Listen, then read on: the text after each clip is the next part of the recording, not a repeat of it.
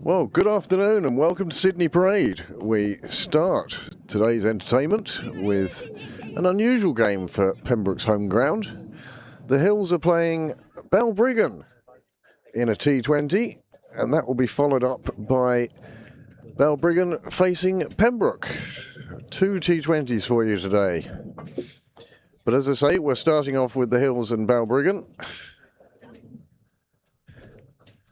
The Hills, I believe, won the toss and have elected to bat.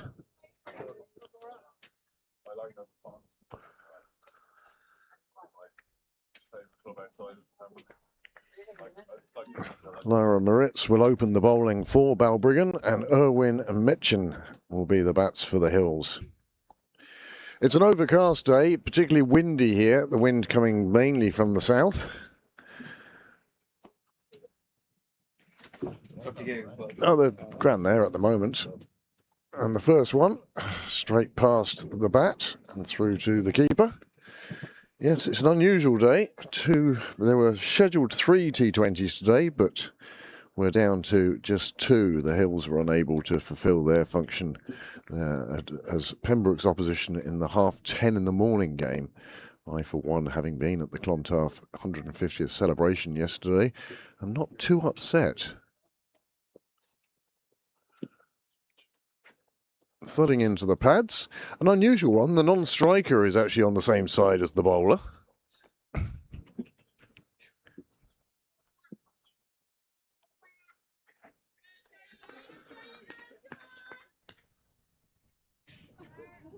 Elsewhere in this competition, there was meant to be a 3 T20 game as well, involving Leinster, and Leinster have given 2 walkovers today, despite having 4 women's teams. They were unable to field an 11.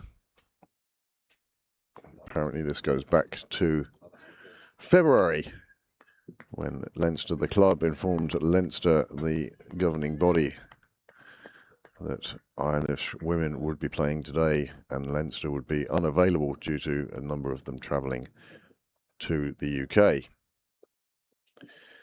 This one squirts off the edge of the bat. It runs down to third, quite a straight third. And the Hills are underway. One to Erwin.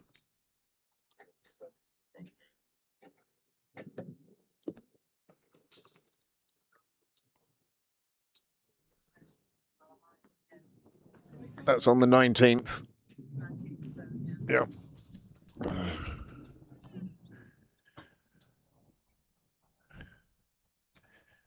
Really is a strange one that the Hills and Balbriggan have to travel all the way to Dublin 4 to play a T20.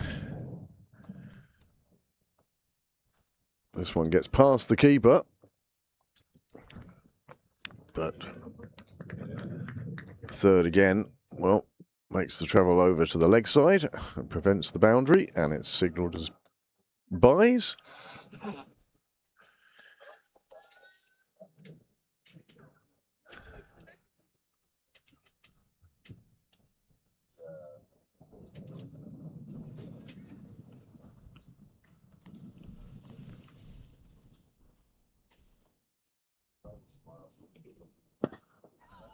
Nicely kept out by Owen to finish off the first over, and the Hills have moved on to 2 without loss, and that's the first over done.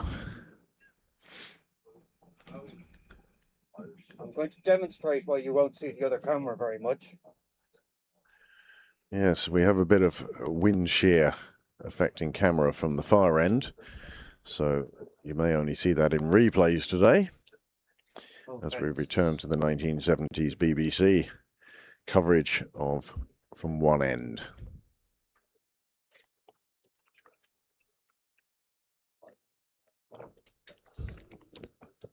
Gowden will bowl from that far end, from the nursery end.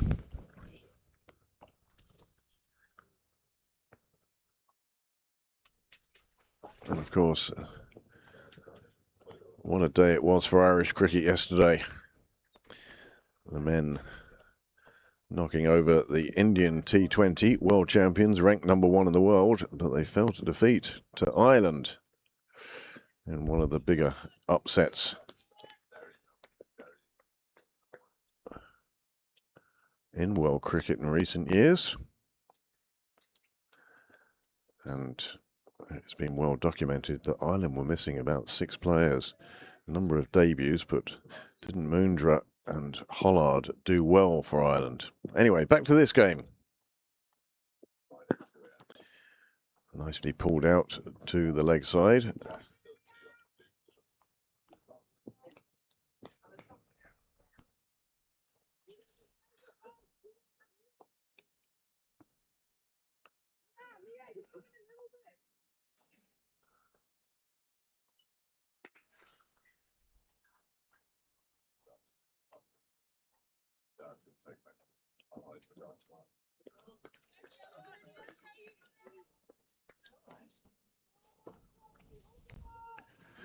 You playing tomorrow, Andy?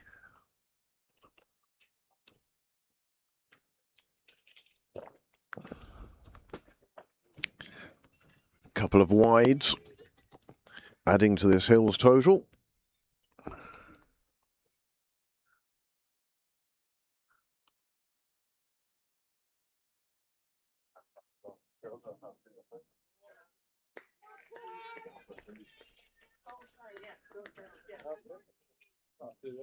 I'm not sure if the chapel is open, but you can get in, the other door is open. Ireland women chose the field. I thought it was much later. Oh, fair enough.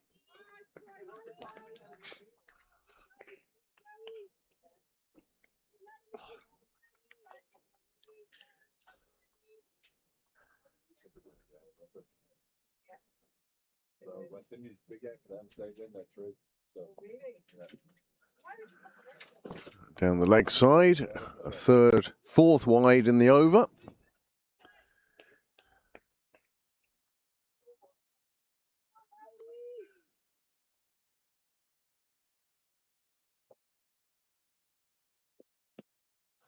And this one just outside off.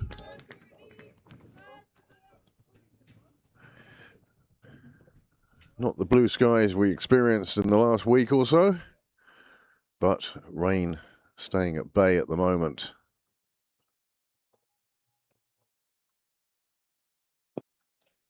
Nicely clipped into the leg side.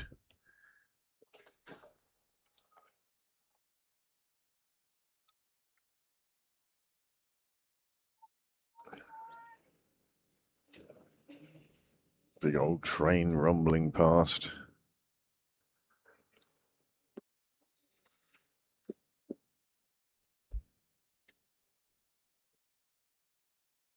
Just inside the blue line, finish off the second over, and the score has moved on to 8 without loss for the Hills.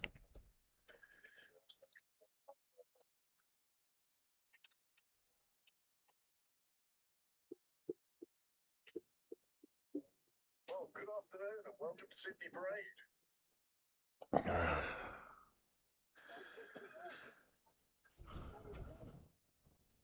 Maritz now will go into her second over.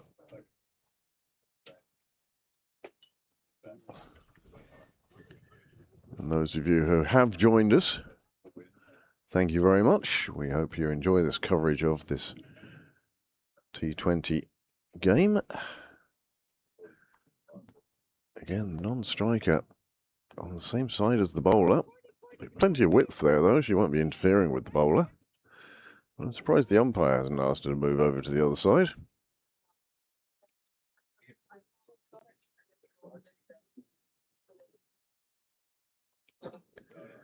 Slip marking out her position and then shuffling as well. Very wide, almost a wide of second slip.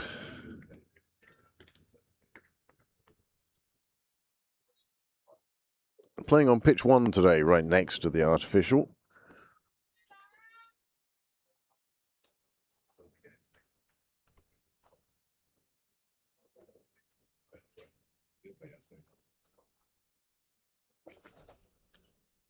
Oh, it's Village. Oh, it's lovely, lovely wicket. Maritz dropping one in a bit short. It came off the bat's gloves and looped up, and that is the first wicket to fall. Looking. Well, that's a super wicket. Ritz picks up her first. The Hills lose their first, and it's Irwin who's on her way back now to the pavilion.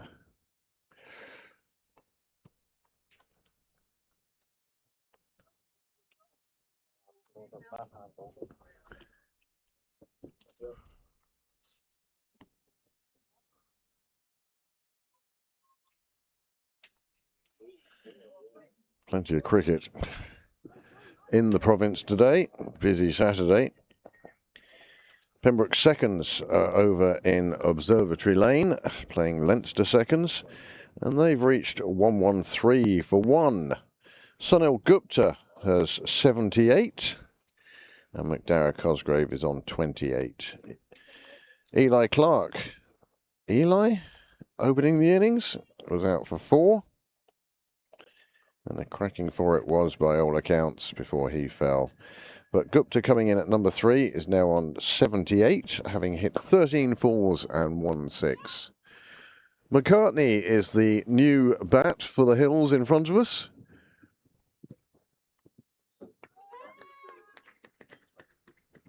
And a big boundary on the railway side ensures that they safely score their runs. McCartney off the mark.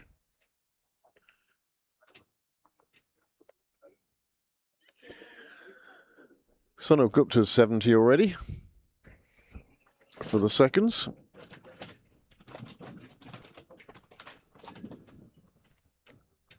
Pembroke fourths are in Early Park today. Nice ground that. They have Adamstown 66 for 3.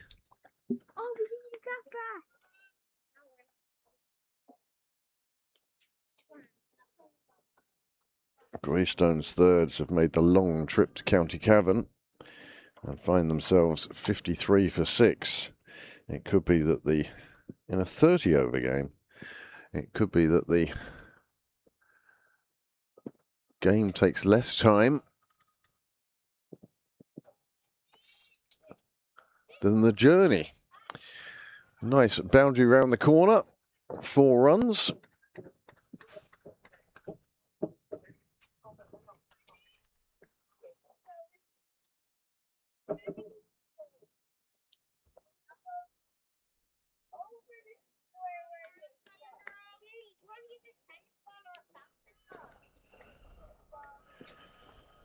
Clontarf women are in the park playing Phoenix in one of these 3-way T20s, and That's the one way. Clontarf are 128 for 9 off 19 overs. Just the one game out there, apparently, I've been informed. Just get in the middle.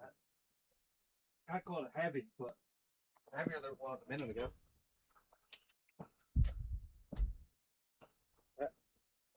Fairly stopped. Marion beat Rush this morning by 14 runs. They're all right for quite a while on that stuff.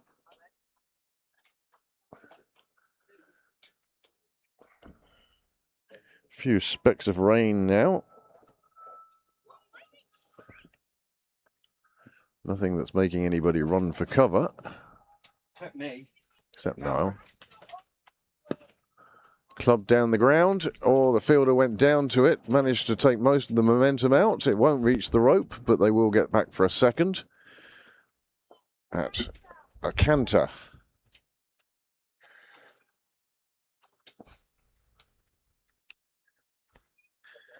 Our very own Andrew Leonard is the subject of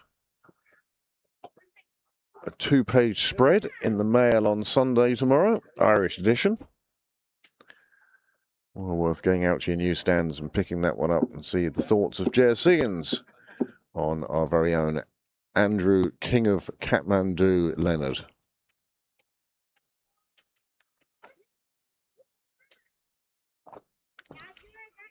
Fielder receiving a little bit of attention at having taken that ball to the leg.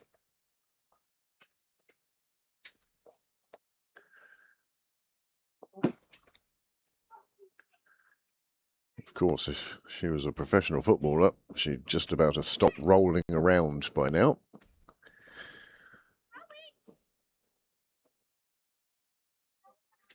But the 160 grams of a women's cricket ball, well, that can cause a little bit of an owie.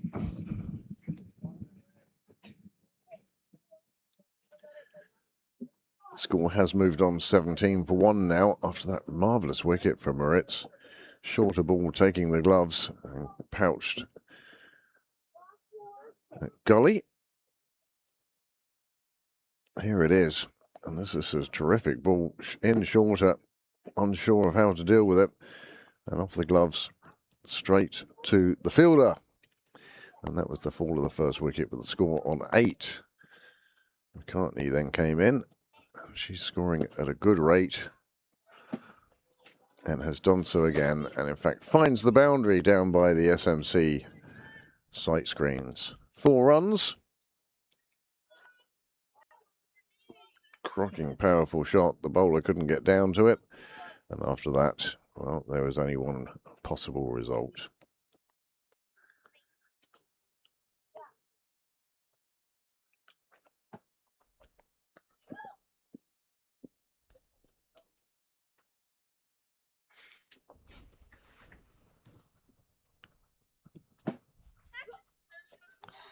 Exasperation for the bowler. Another wide.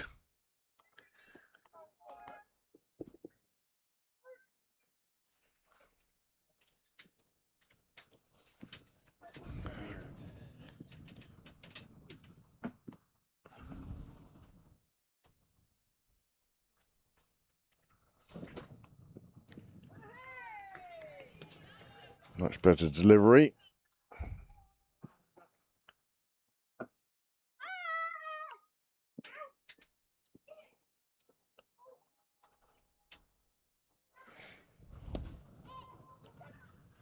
And another cracking shot sees the ball flying away to the boundary, and McCartney going along very nicely now. 13 off just 5 deliveries.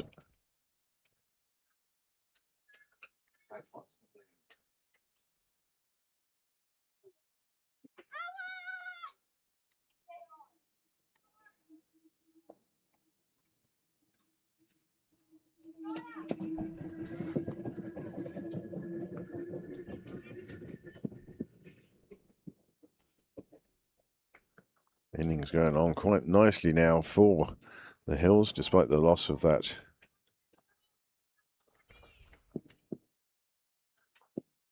first early wicket.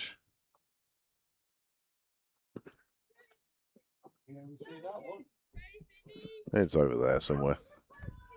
They will run 2, and they don't need to because the umpire has signalled a boundary. Another 4 runs, 31 for 1 after 4 overs.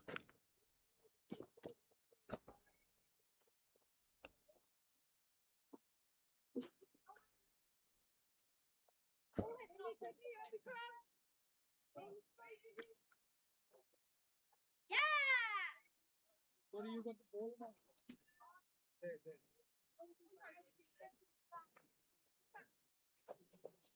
Here in here. Like that.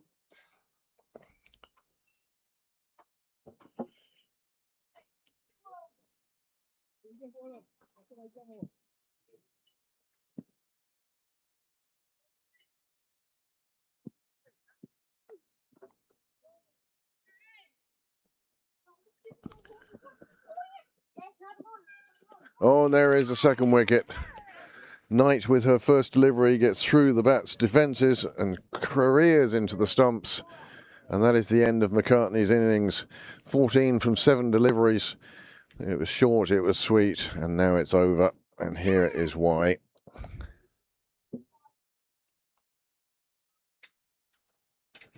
Oh, nice bit of late swing, taking it through the gate. Crashing into the stumps.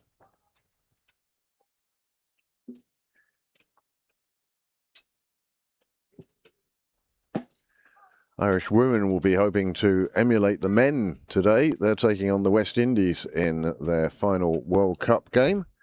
And they'll be still searching for that elusive first win in a World Cup finals.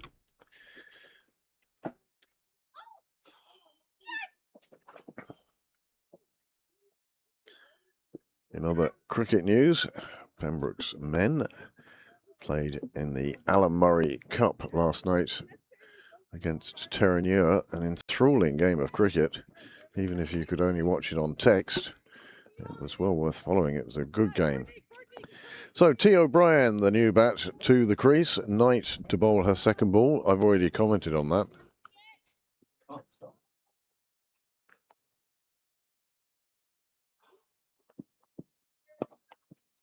Nice swing of the bat, plays it away through point. They will just be happy with one.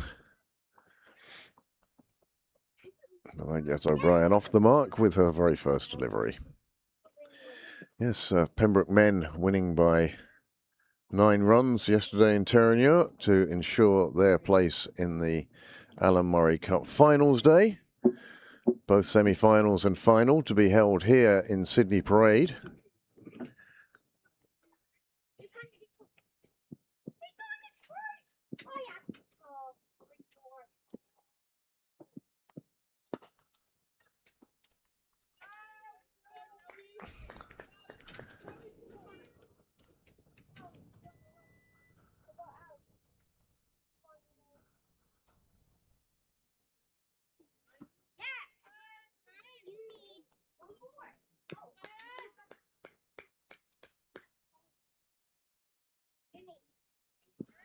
Irish women have won the toss against the West Indies in that World Cup game. There's another nice shot from O'Brien, is picked up inside the circle. Ireland deciding to field first against the West Indies. They do have a recent victory over the West Indies, and my goodness, how they'd love to repeat that today.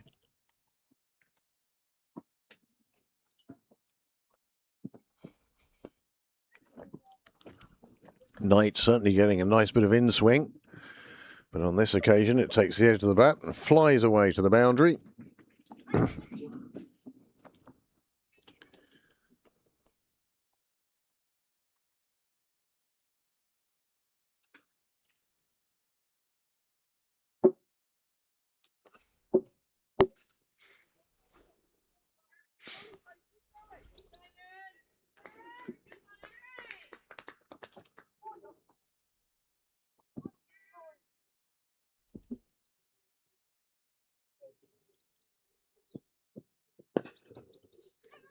Again, another nice shot from O'Brien, decided that it was worth the run.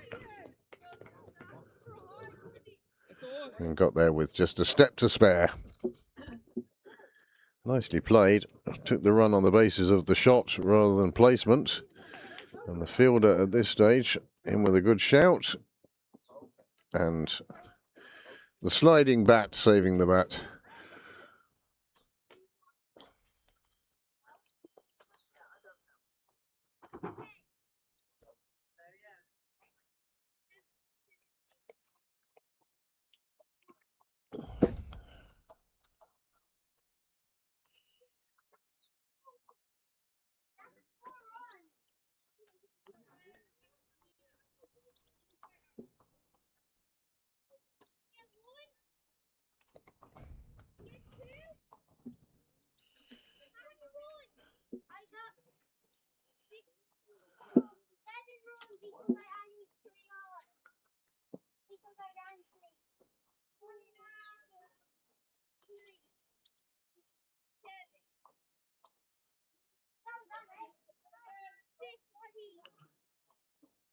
Miriam Seconds are 75 for 8, playing out in Balbriggan.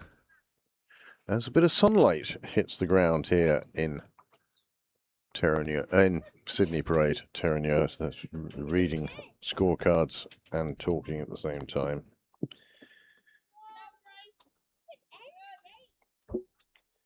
Multitasking, obviously not one of my best.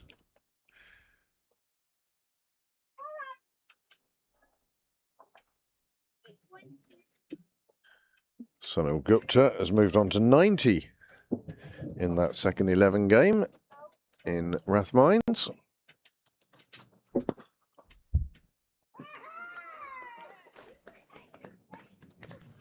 Change of bowling as well at the nursery end now.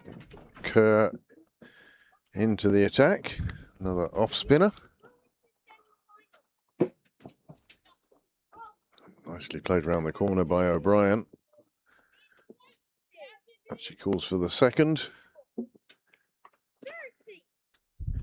And safely gets home in plenty of time.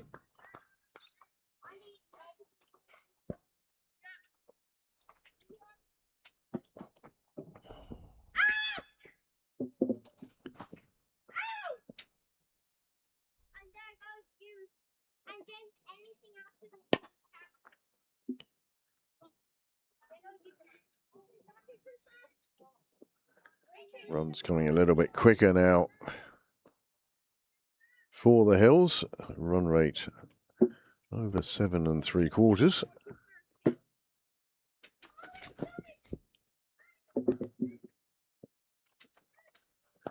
Oh, takes the full toss. It's been called a no ball as well. And it's been nicely put away by Meechan. She'll move on to 14.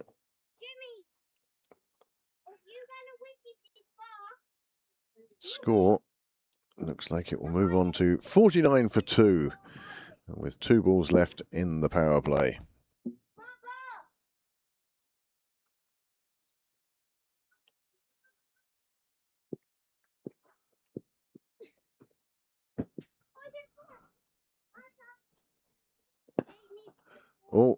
Oh, put down at mid-off.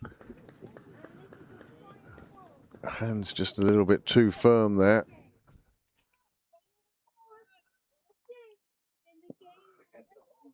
It was a free hit, so nothing to worry about there. Another one slides down the leg side.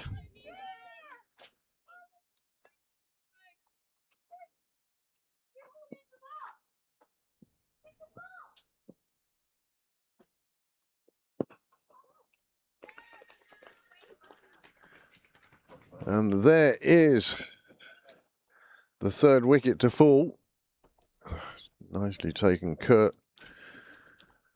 Collecting a Corton bowled to see the end of O'Brien, who had come out and struck a couple of nice blows in her innings of 9.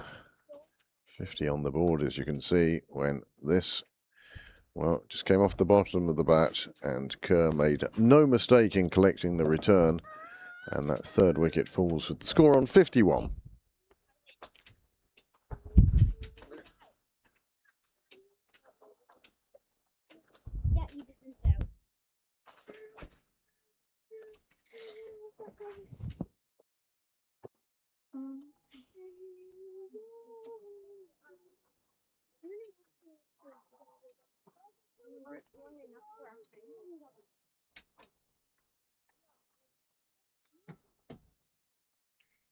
Moondra took a wicket with his first ball in international T20s, part of that Irish win yesterday.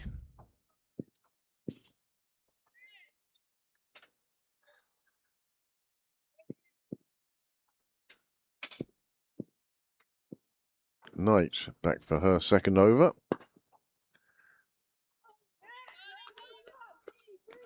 And a neat piece of fielding prevents a run.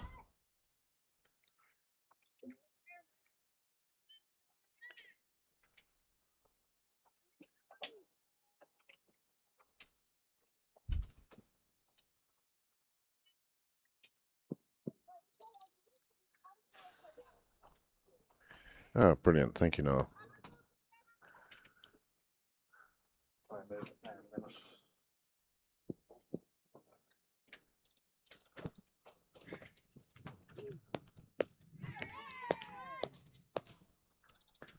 Into the 7th over now. Run rate of about 8 and over. So going well for the Hills.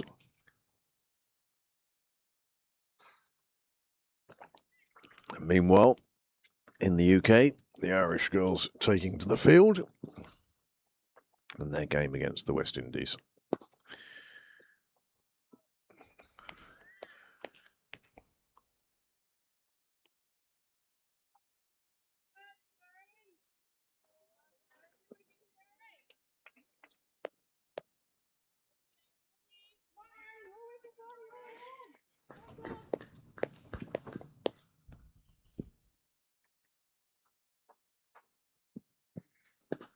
Well, the bat of Metchin very quickly realised it was a full toss, and she swiveled on it nicely and put it away down to square leg. 4 more runs for the Hills.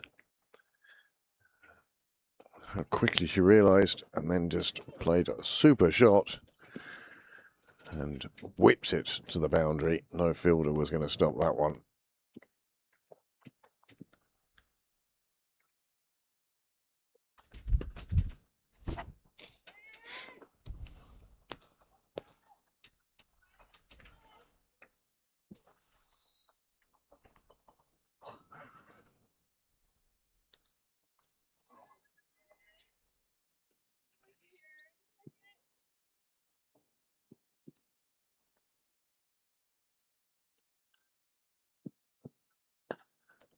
Nicely cracked through to the fielder on the offside. A nice shot for no runs to conclude the 7th over with the score on 55 for 3.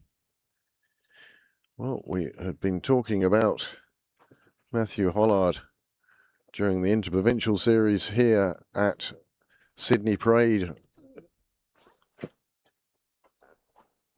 week before last,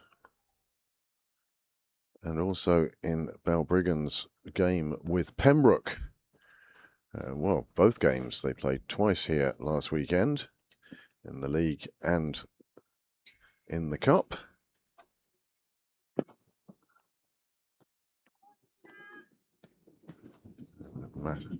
Matthew Hollard showing what a class player he was in all those games, and in fact he went on to collect man of the match in that game at Stormont. This one missed by the keeper, slipping down the leg side. And they just take the 1 extra, so 2 onto the total. Oh, 1 onto the total, leg buys. I'm guessing the Indian analyst didn't find our streams.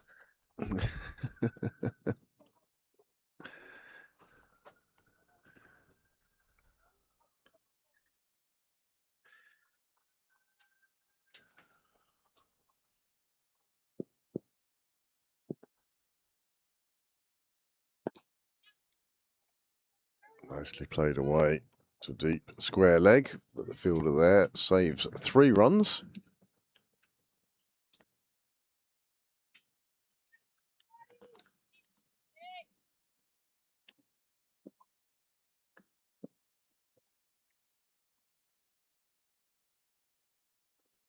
Again, sliding down the leg side. Umpire happy enough with the delivery.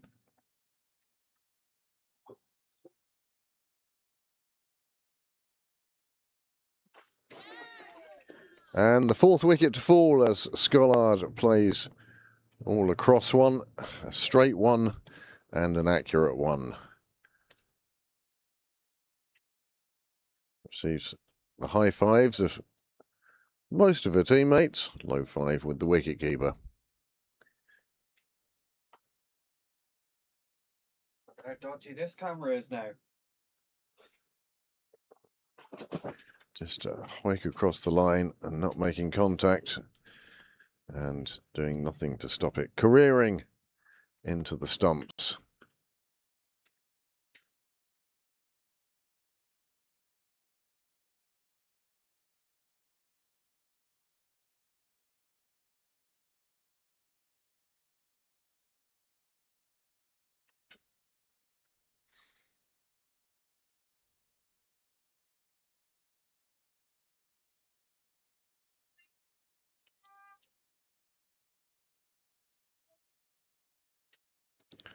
The new bat, Manoj, comes to the crease, left-hander.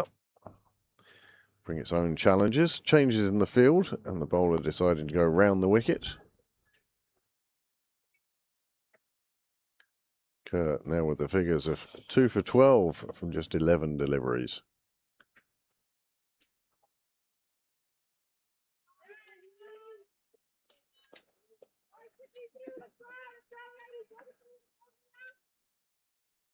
A wicket has fallen in England, with the West Indies now 8 for 1.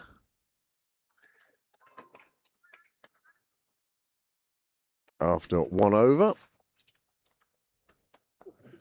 Jermaine Campbell will be the number 3 for the West Indies.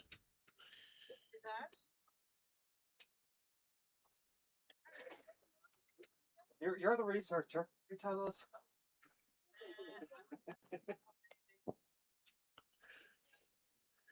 So plenty of cricket going on. We haven't even mentioned England-New Zealand Test match, third and deciding test in that series, 1-1. Stokes and Atkinson back in the side after the investigation of their nightclub activities. New Zealand getting off to an absolute flyer of a start. And then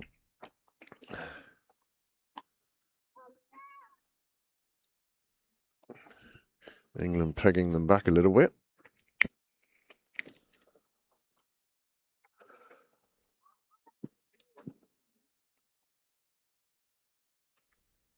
And there is the Leinster team.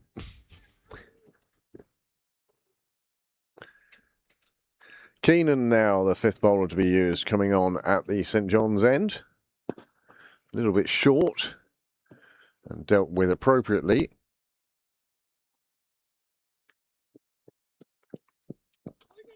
Nice shot for Meechan. She's moved on to 24 off just 19 deliveries. And you can see here, short and with space. It was coming back towards the stumps, but no bother to the bat of Meechan. And she picks up another 4.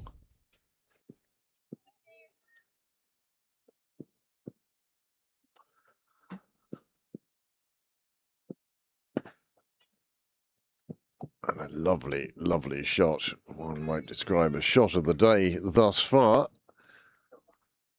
Straight back down the ground through the offside.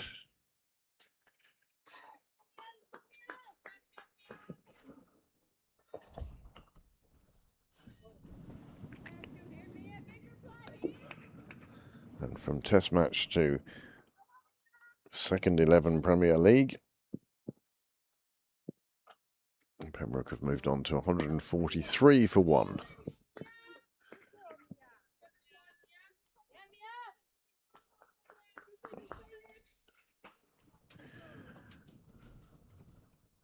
Bit of sunshine on the ground now.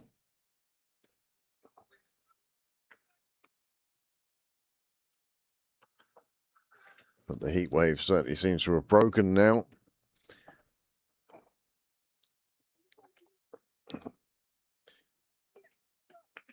Not quite the stillness and high pressure, high temperature weather that we have been experiencing.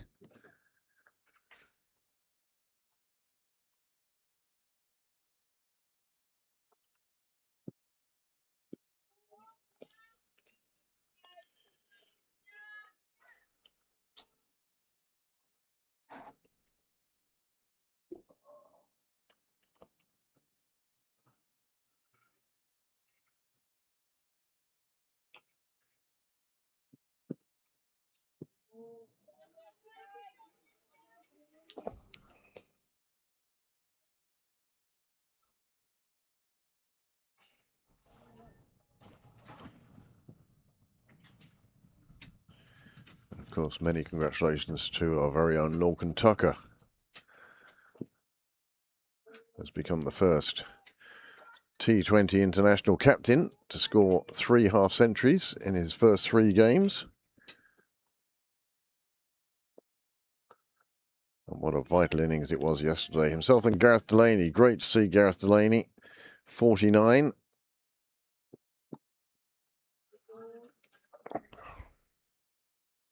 Keenan struggling a bit now with line and length.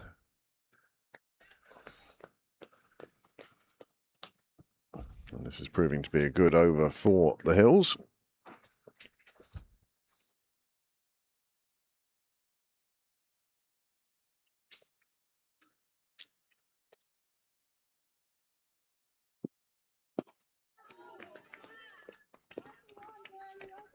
Rediscovers her line and length.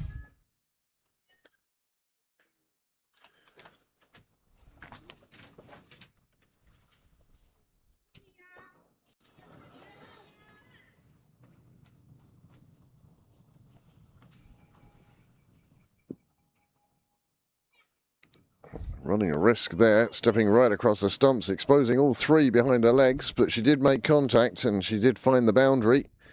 And so Manoj off the mark with her third delivery faced. And moves on to 4. Score now 74 for 4. As the Hills go in search of a total that they feel they can defend in the second innings of this T20. Delighted to report that Sunil Gupta has reached 102 not out for Pembroke seconds. We've often mentioned what a stylish batsman he is, and he's proving his talent once again with a century of just 85 balls containing 14 fours and 1 6. Score in that game now 153 for 1. He's getting great support from McDarragh Cosgrave, who's moved on to 43. Meanwhile, here at Sydney Parade, the Hills and Balbriggan, after 9 overs, the Hills find themselves 74 for 4. And Kerr will be on for her third over now.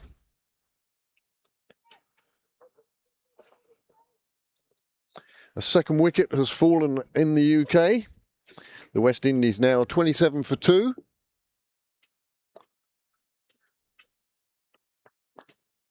Producing some raucous applause from the Irish supporters.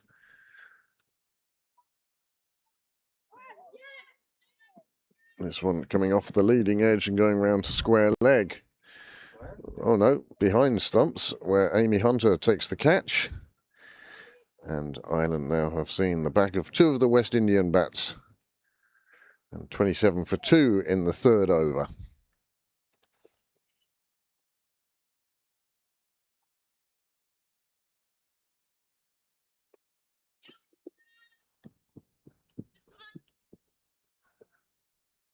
Another single collected, as we are just 5 deliveries away from halfway through this Hills innings.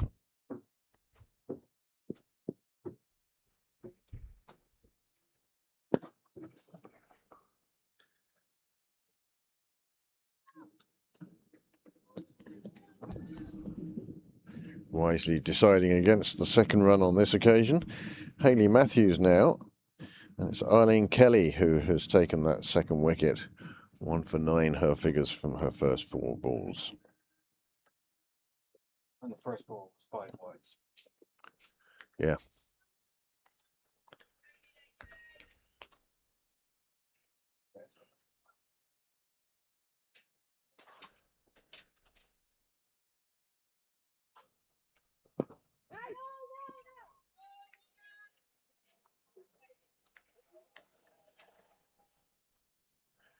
First seagull shot of the day.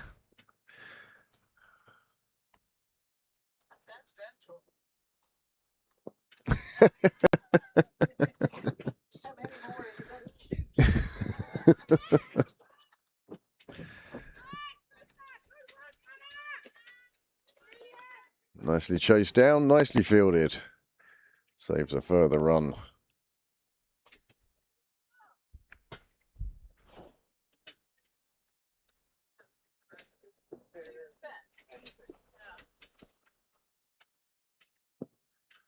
Well, deciding to just keep that one out, and probably a wise decision.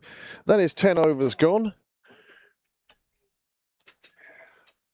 There'll be no drinks break today, I suspect. No need for it. But there is the batting card so far, and you can see that Eve Meachin, 30 not out from just 23 deliveries, the mainstay of the innings, and the unfortunate totals of extras, 18 in just 10 overs so far. From a bowling point of view, we have seen 5 bowlers thus far. There they are. Mia Keenan's first over, unfortunately, going for 17. But by and large, going quite well for the Hills. They'll be happy enough being well ahead of a runner ball at this early stage.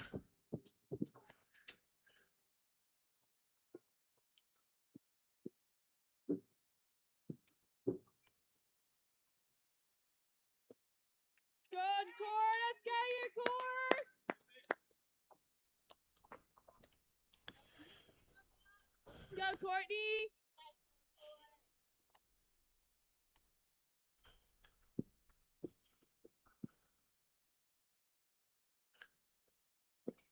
This one is in the air,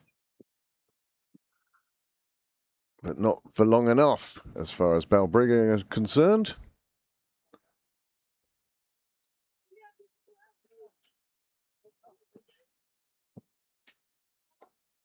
England find themselves 91 behind New Zealand's first innings. They do still have 3 wickets remaining, although it is very much the batsmen, the bowlers who are now batting, all the recognised batsmen back in the pavilion.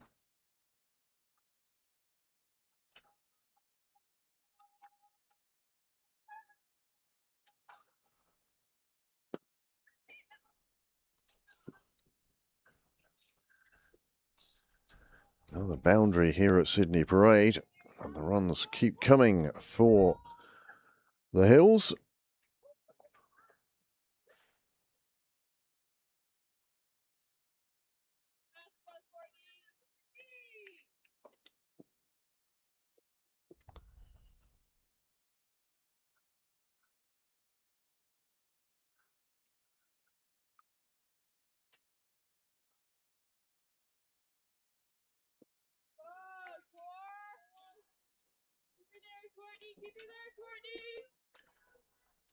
Gordon just about to finish her 3rd over. 27 have come so far. Change of ends for her.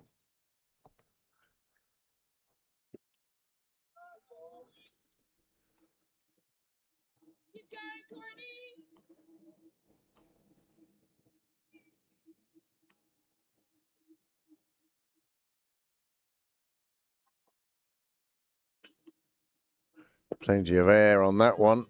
Well kept out.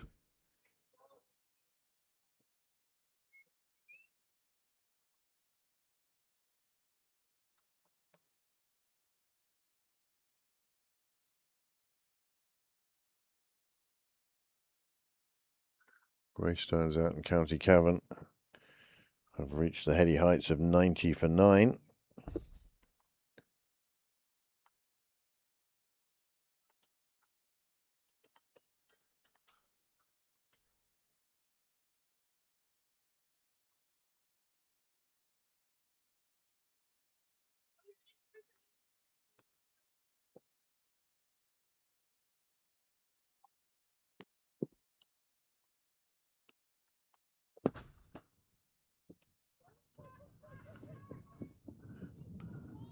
Nicely played into the leg side, played with not enough force to reach the fielders. The fielders having to cover a lot of ground to get to it and can't prevent the Hills picking up another 2 runs.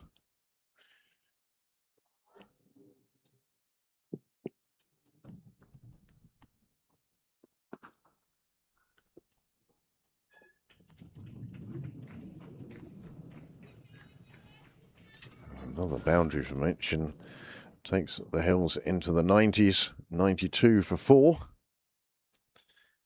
Going along at a very nice run rate of in excess of 8 runs per over. Meanwhile, in the Women's World Cup, the West Indies have now reached 35 for 2.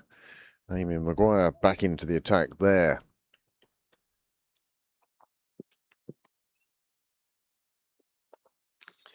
It was wide down the leg side, got a good bat on it, but straight to the fielder who did a super job.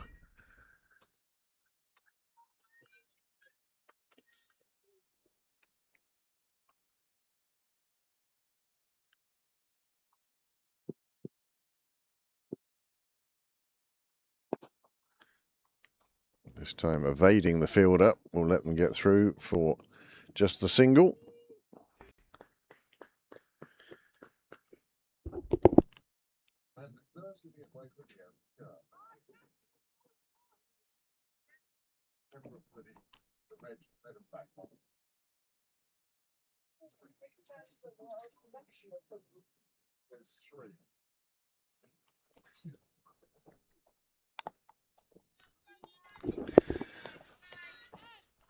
36 for 2 is the score in the UK. 94 for 4 is the score here.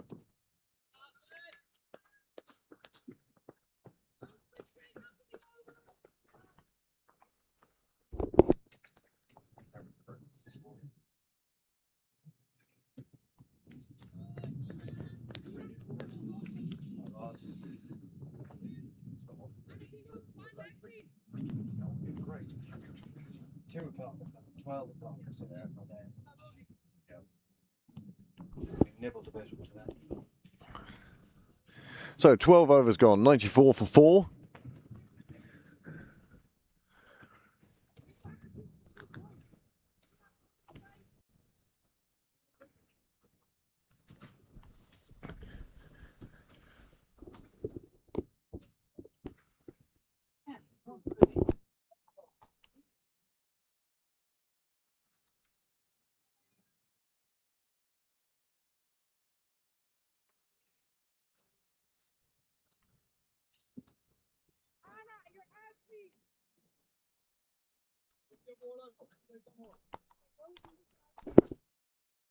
Lara Moritz back into the attack for her third over. She'll be bowling from the St John's end. Goes short again. It was successful for her earlier, this time despite an athletic leap, salmon-like leap by the keeper. She couldn't quite get to it, and as a result, it reaches the boundary, squeezing between two fielders.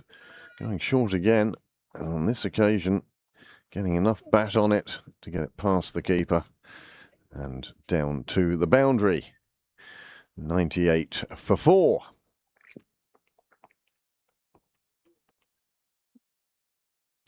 Just getting over the keeper's head. And once it had done that,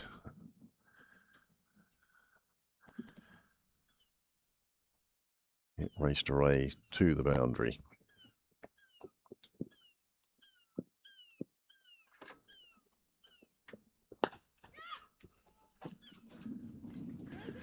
Nice sound off the bat.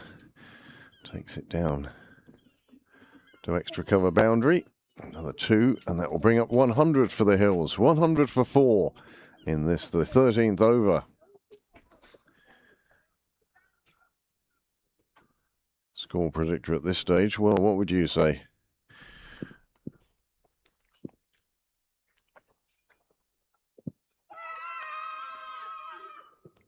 Going down the leg is the opinion of the umpire, and also the opinion of the man with the mic. The outside leg, despite the wholehearted appeal of Moritz. McDowell Cosgrave has reached his half-century, playing for the twos over in Rathmines, as Pembroke have moved on to 177 for 1.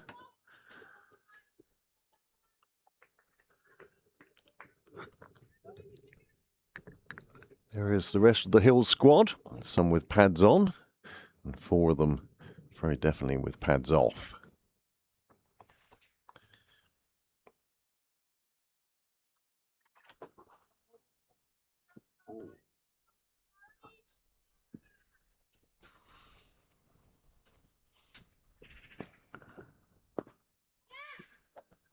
Just neatly played away with a straight bat, using the pace of the bowler.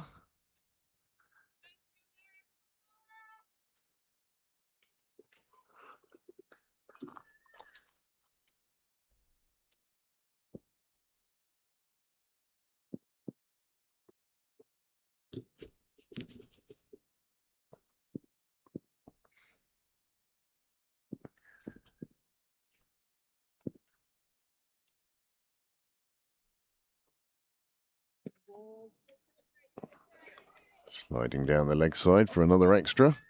There have been a large number of extras in this innings. First game. Yeah, Jane Maguire in the side for Ireland today in that Women's World Cup game against the West Indies.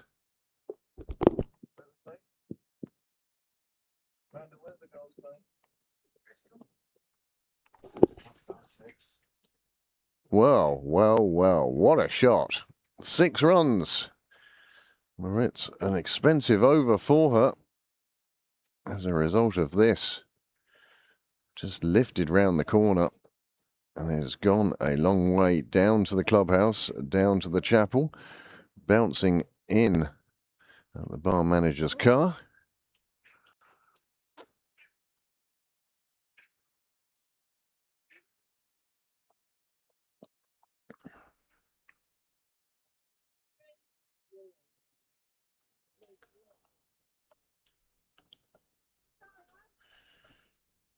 Well, 1 ball left in the power play in the UK, and the West Indies are 41 for 2. Hayley Matthews has been joined by Stephanie Taylor.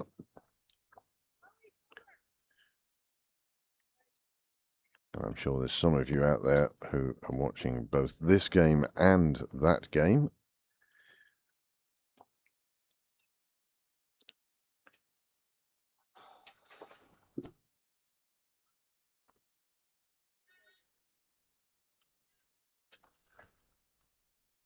Oh, go back to the bench. New bowler for Balbriggan is Hole.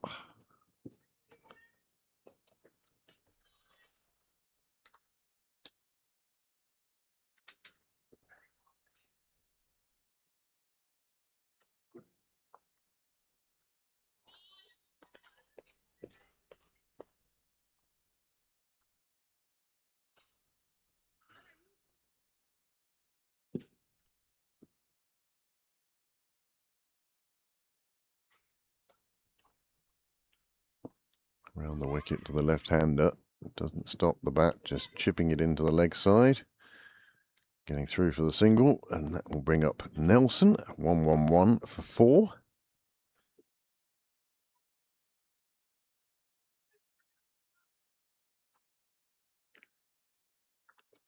Qualifying for the Austrian Grand Prix is about to commence at the A-Ring.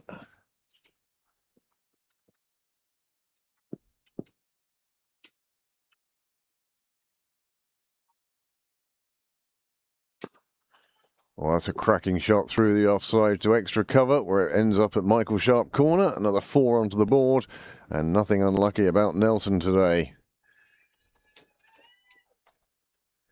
I can assure you that Phil Blackley and Amanda Dunlop aren't in the middle of a row, although they seem to be sitting well apart from each other.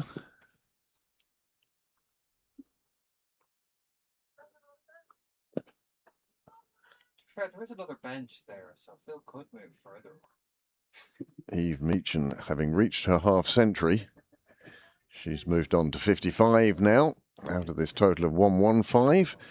And she was there at the start. She's faced the equivalent of 6 overs. And another big shot from her will be chased down. They are not going to take the second.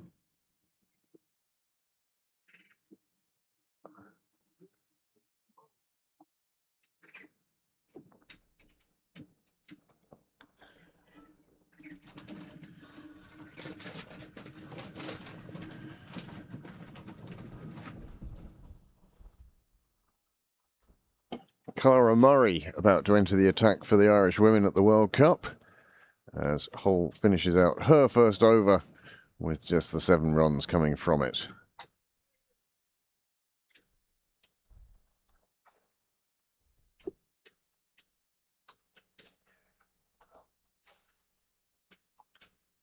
$116 for 4 after 14 overs at a run rate of 8 1/3. Well, there or thereabouts anyway.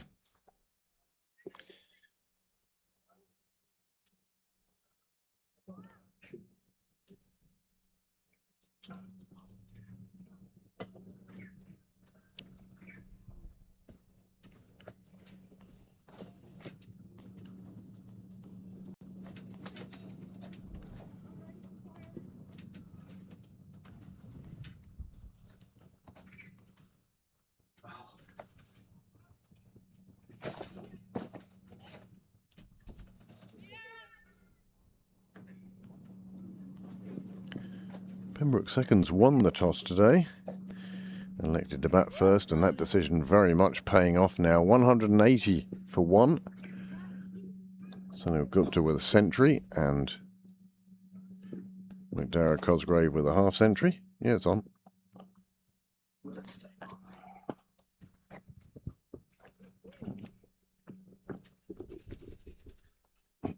No.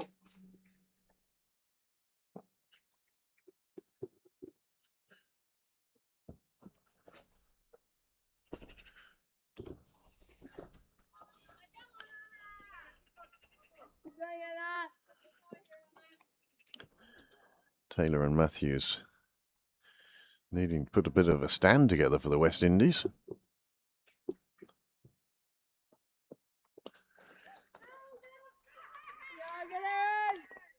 Oh, a nice shot for no runs.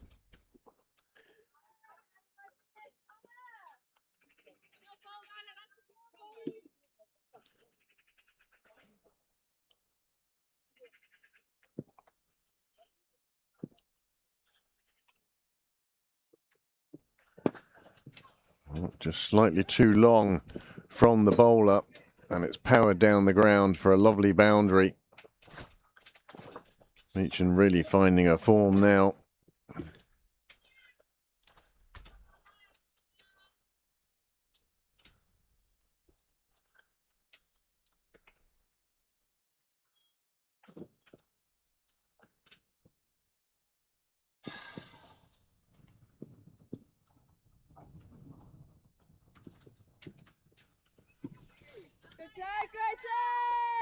Good chat with the Lord's groundsman last night,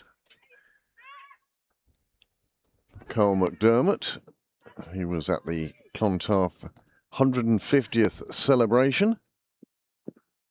What a nice bloke. This one gets past everybody. I don't think there was bat involved, but I do think the boundary rope was involved, and 4 byes.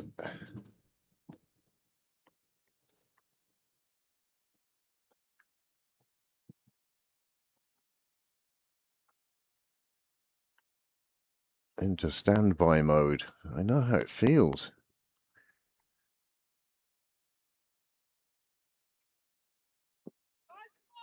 I was fortunate enough to be sat at a table with the Morgans, the Dunlops. Oh, full toss, and again, it's keeper's just managed to let it get past her. Umpire has his hand out for an extra signal, and there it is. Bye. 129 for 4 of 15. 5 overs remain in this innings.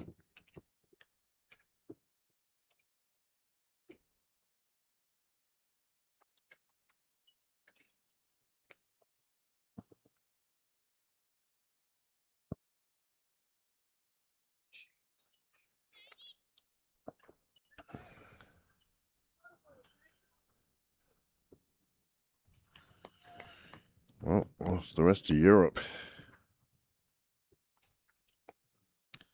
Sweltering under the sun. The cloud cover here in Ireland keeping it quite mild. Track temperature at the A-Ring at the moment is 53 degrees centigrade. I wonder how long their tyres are going to last. Air temperature is above 33 degrees.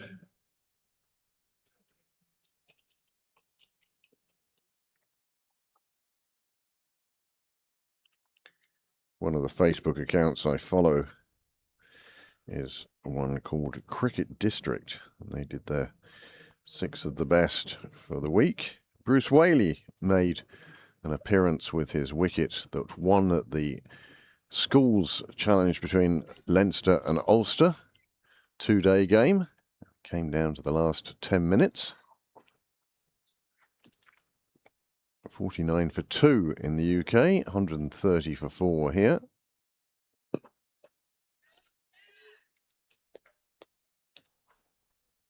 Meechan has moved on to 65 and has been given fine support by Manoj, who's on 13.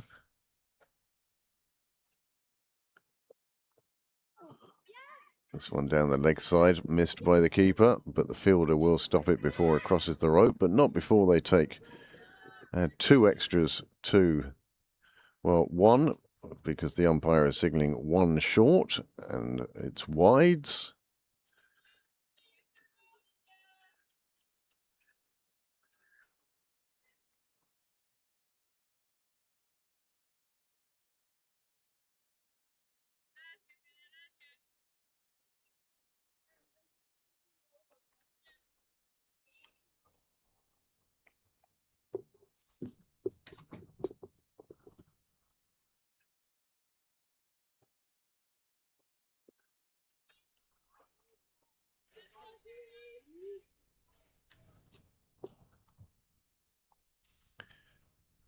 West Indies have reached 50. It's taken them 8 overs to get there, and the loss of 2 wickets going well for the Irish girls in the UK.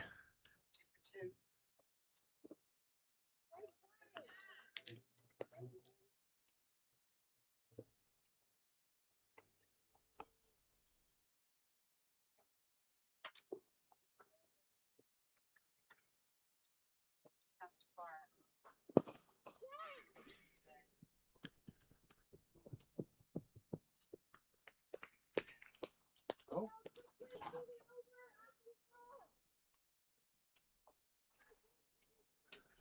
The 3rd wicket has fallen at Bristol.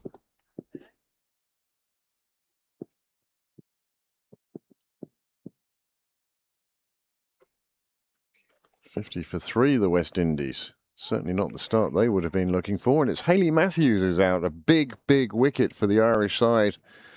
Trying to play one round the corner and just played it straight to square leg.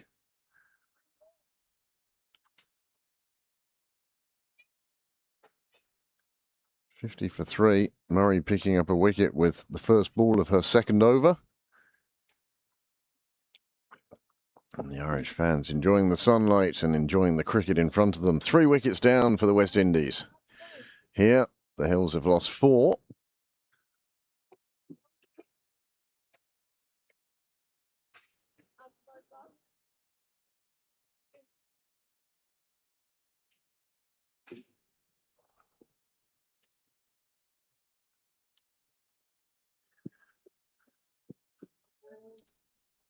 the rain a little heavier again.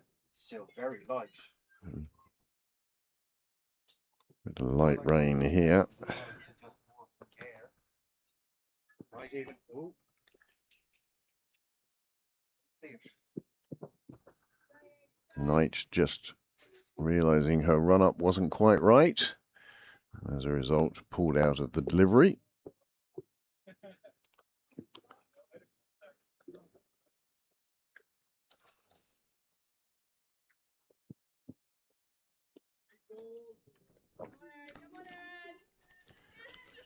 Here a Knight.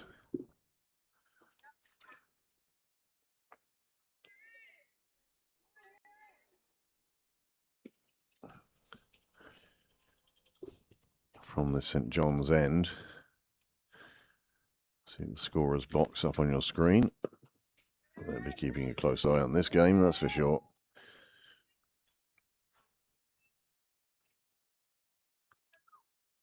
Still a small crowd in the bar watching that one. Watching that one. Well, I'm sure that's what they're watching anyway. They'd have to go in to figure that out. What a day of sport it is. Nicely played, threading the gap past the fielder.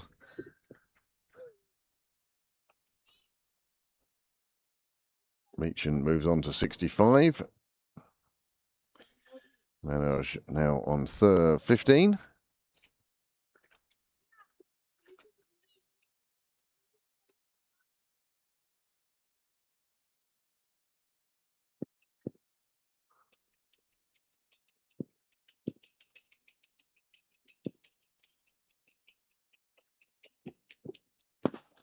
Nice shot down the ground, will bounce in front of the fielder. The fielder will make sure with a good return that it's just a single.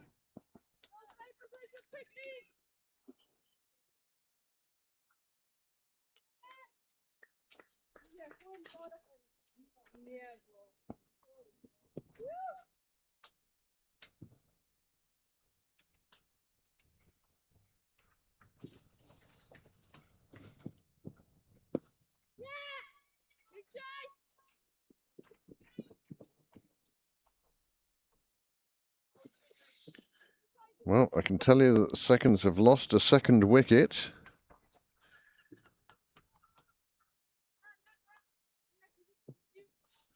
Well, they haven't lost a second wicket.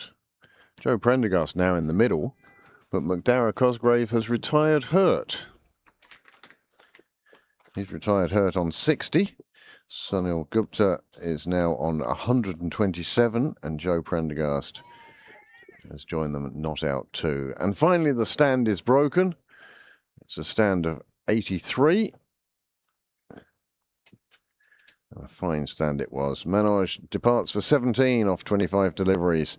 Meechan still there with 66 off 46, and the score now 140 for 5. All of Prendergast bowling in Bristol.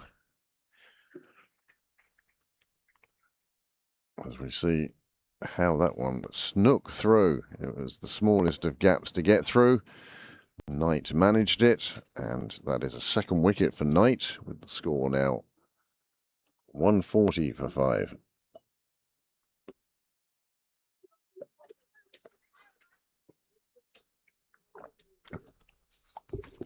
Hmm? Bear with me. Oh, well.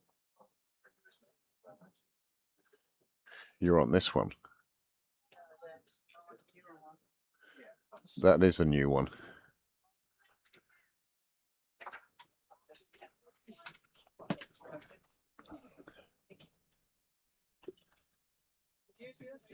No, mine isn't. That's Niles. I have to bring my own cable. The equivalent of a wind-up cable in terms of technology these days. Oh, that's a super delivery from Knight, and she's got 2 in 2. 140 for 6 as Archer makes her way back to the pavilion.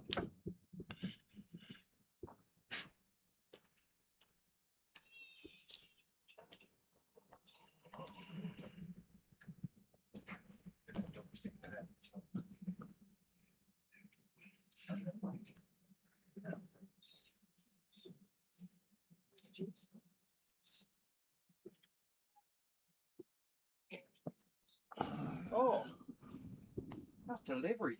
Catherine Archer, it's a super delivery. Super delivery brings her 2 in 2. Good, I'm going to be showing that one again from that angle.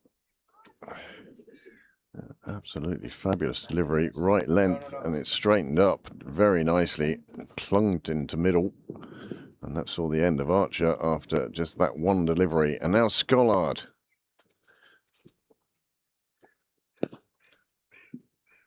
Meechan making the most while she can. She moves on to 70. The score moves on to 144 for 6. Some would say that's gross.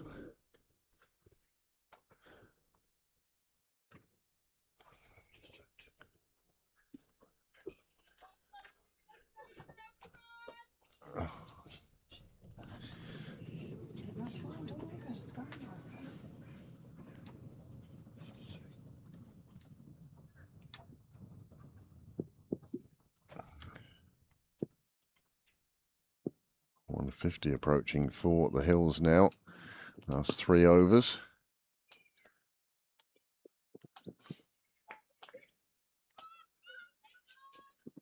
Oh, the throw from the bowler from 2 yards away. She probably could have walked over and just knocked the bail off. Through, missed, and 2 more runs onto the total. And this is impressive from the Hills.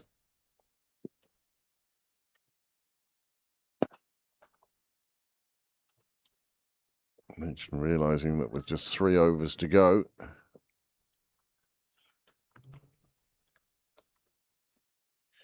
now is the time to push it on. Add that to the collection. Quiver Scollard is her partner now. Didn't have to face a hat-trick ball yet. Those 2 wickets that fell were at the end of the previous over. Knight will be on a hat-trick next time she bowls. Nice shot from Scollard, getting the strike back to Meechan.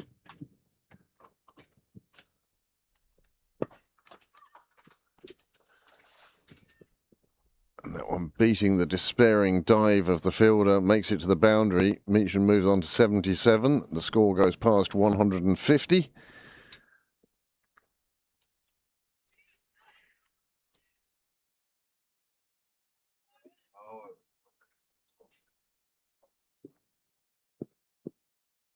There's the despairing dive of the fielder. This one just goes back to the bowler. And that is the end of the over. That's 18 gone.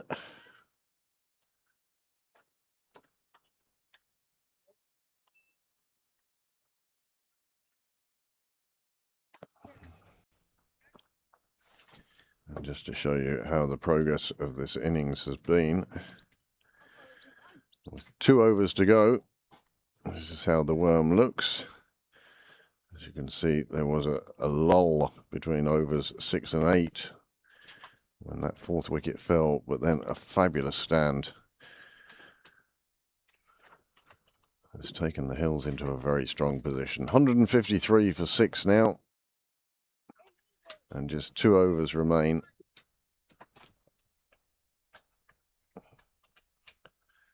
Balbriggan won't want to let the Hills accumulate too many more in these 2 overs. Moritz back for her final over. Starting with a wide, another extra. There have been a few.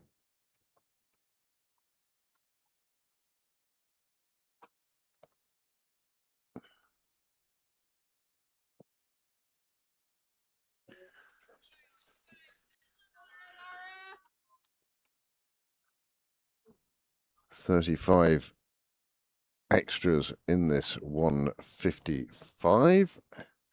120 coming off the bat.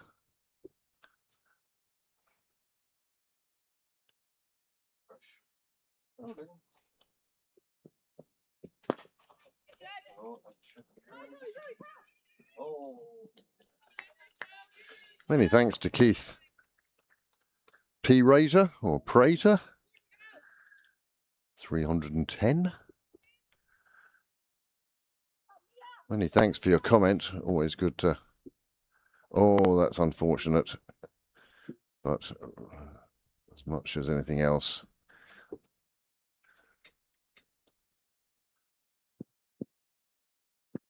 it's about saving runs at this stage. Another big shot. The bowler herself is after it. And she leaves it for her teammate. And her teammate takes the catch. Under the roof, I couldn't see a thing. Moritz. I thought it was over there. Moritz chased after it, determined to make sure that it was caught, and then realised that a teammate was in a much better place. Just watch Moritz head off at a great speed, eyes on the ball, and then she realised. And then she realised just where the catch was being taken. Her teammate takes the catch, and that is a good wicket. Are we in luck? It looked like there might have been a collision. Moritz left it alone. Her teammate took a fine catch, and that is the 7th wicket to fall, and it sees the end of the high-scoring Meacham, and she scored 77, and what a super knock it was too. Hogan is the new bat. She comes to the middle.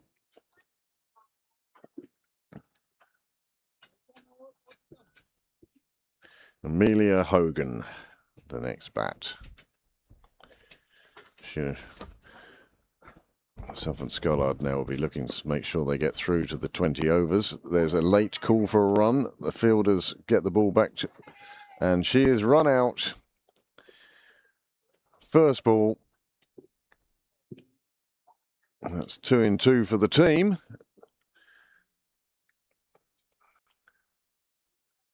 Scollard, I think, offering some apologies to Hogan.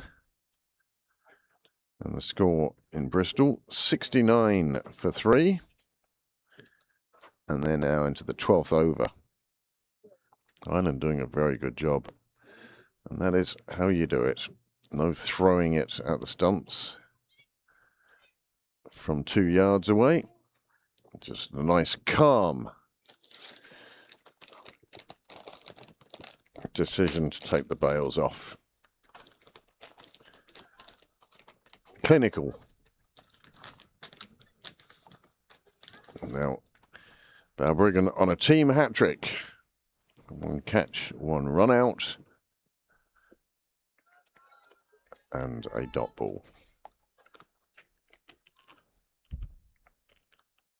It's the same as the women's twos game. Somebody takes 2 wickets and 2 balls and yanked. Yeah. This one beats everybody. Going to be more runs onto the total, and it will be 4. 4 buys, brings up 160. Setting Balbriggan a stern target.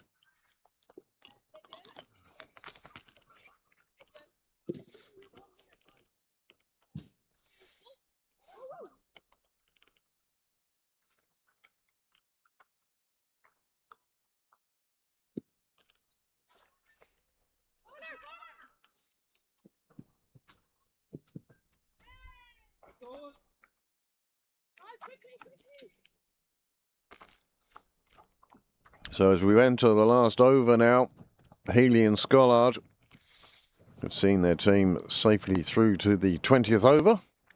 Score 160 for 8. In Bristol, the West Indies find themselves 71 for 3 in the 13th over.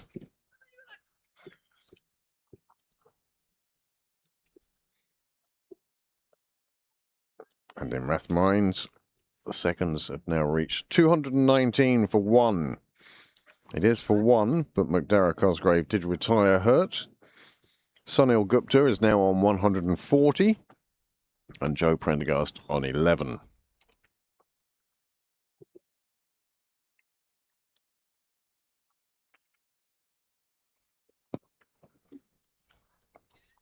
Hole to finish out her 4th over, and to finish out the innings from the nursery end.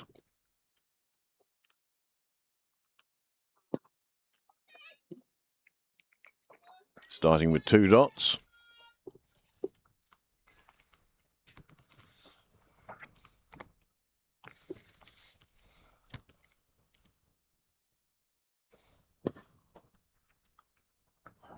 And another dot. No suicide runs required or taken.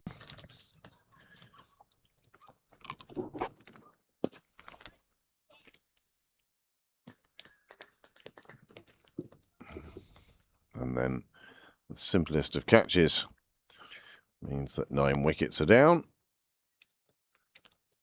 Here's from the wibbly wobbly camera. Just sliced underneath, the bat turning in the hands, and that meant that the simplest of catches taken at mid-off, and a 9th wicket down. Just goes to show the importance of Meachton's innings.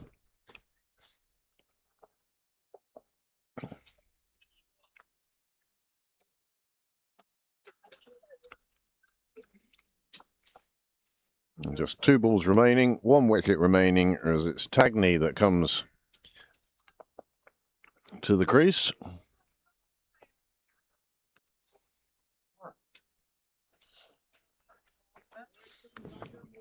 In this innings, there are 2 balls remaining. The score is 160 for 9.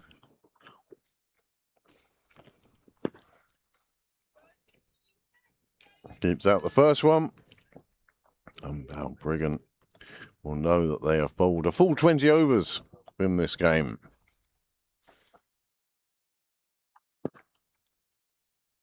And that is the end of the innings. The score 160 for 9 from 20 innings, and they have set Balbriggan a target of 161 in the second innings. And we will be back for that second innings in about 10 minutes. Thank you for joining us. I'm going to nip off to the facilities, and perhaps to catch a little bit of the 4th West Indian wicket to fall in Bristol. And they are 73 for 4 now. And we'll be back in, as I say, 9 minutes.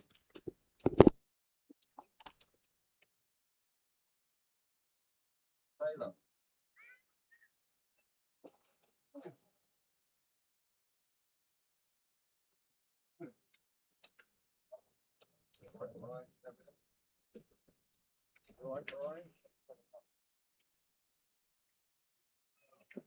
Phil, do you want to get up and go? You want to try and keep it in?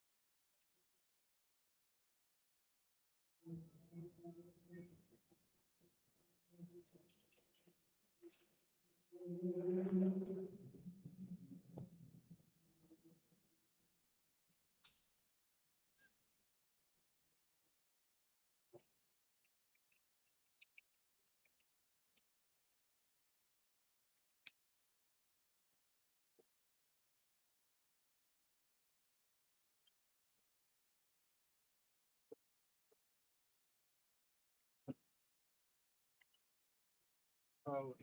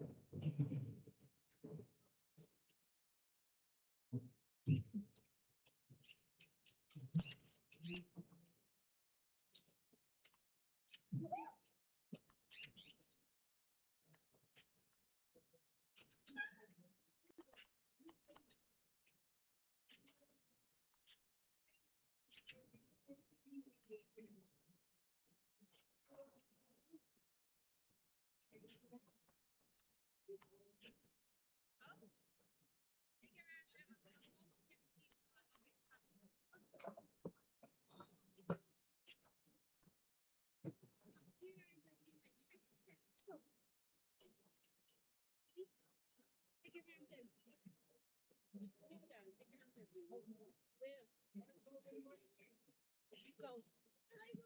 Yeah, but be careful. Jump over. That's it. Careful. Keep going. Watch, because there's spikes in there. Kind of like that to look like a bit of a hide at like a gig, doesn't it? Like oh yeah. Come on. Keep going. Now, come on. Swing your arms. Get your steps in. Now when you're walking though. Yeah. It's only there. There was a bit of a wind there, wasn't there?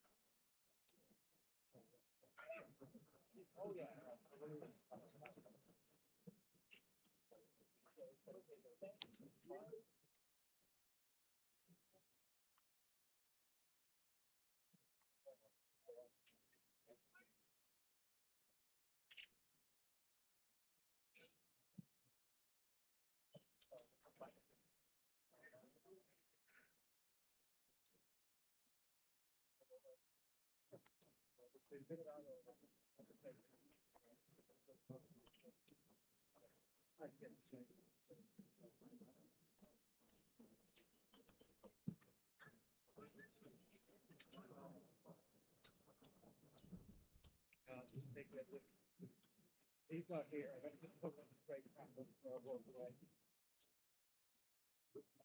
See if I can ever get the other one to stay straight.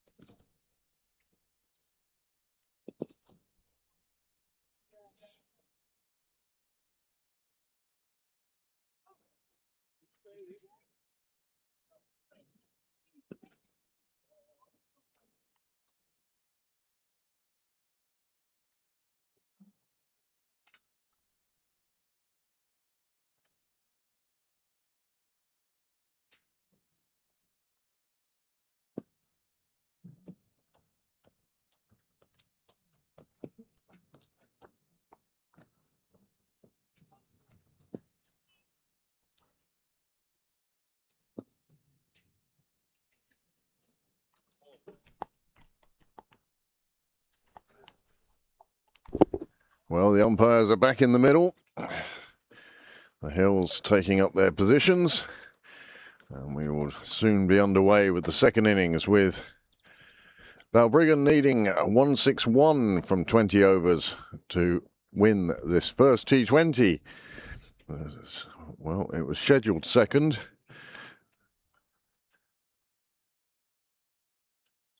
But with the Hills unable to field a side at 10:30 in the morning, I know exactly how they felt. I couldn't have fielded a side at 10:30 this morning. Wicketkeeper getting a few lessons.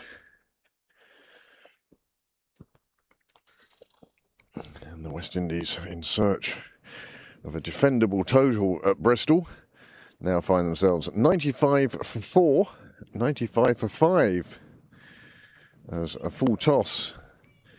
Club straight to the fielder, Orla Prendergast with the catch. And that is a fifth wicket down. Fourth wicket? Fifth wicket. Is it under review?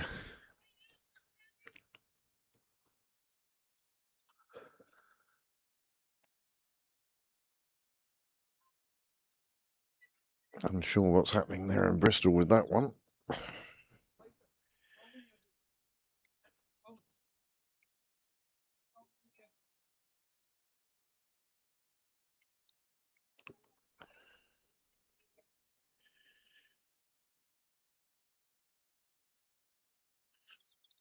Both Williamses, Cadillacs, and Aston Martins knocked out in Q1 of qualifying.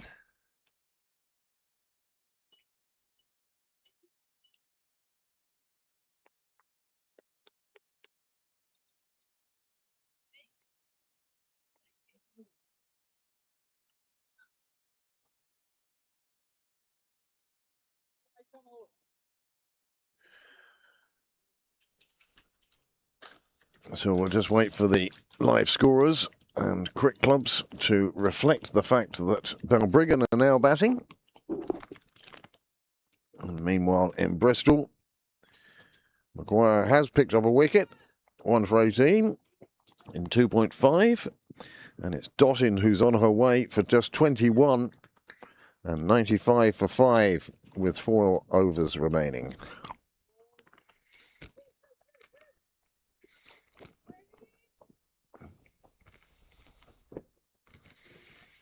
The umpire signals 5 wide to start the innings, and that's a super start for Balbriggan.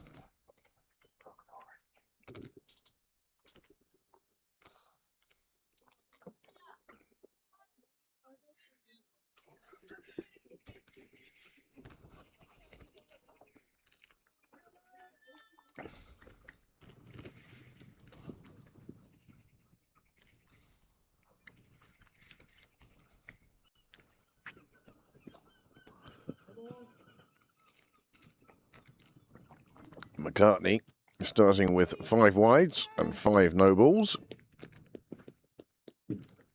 Not an ideal start, but it gets that target down from 161 down to 151, and not a legal delivery yet. Still 20 overs.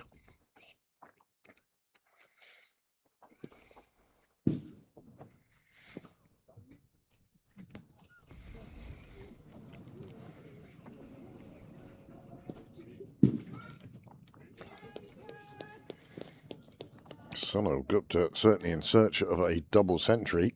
Just 24 runs short of that now, that mark in Rathmines.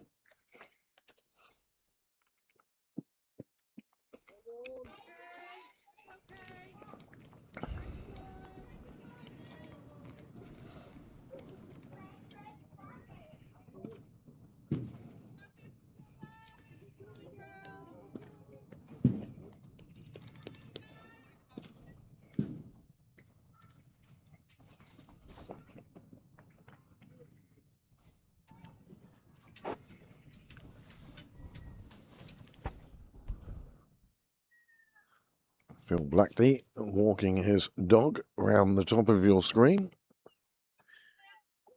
as McCartney rolls her first legal delivery in the 4th ball of the innings. And Hull picks up 2 runs. There is Phil and the Balbriggan bench.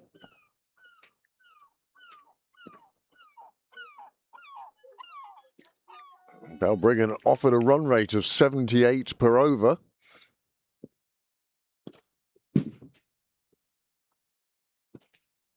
Not often you see that, that's for sure. Oh. All again. This time out to square leg. This time just a single.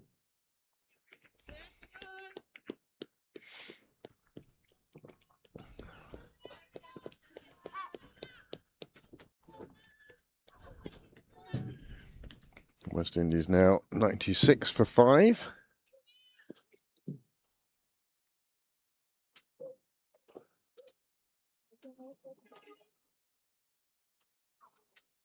Lovely delivery from Cara Murray in Bristol.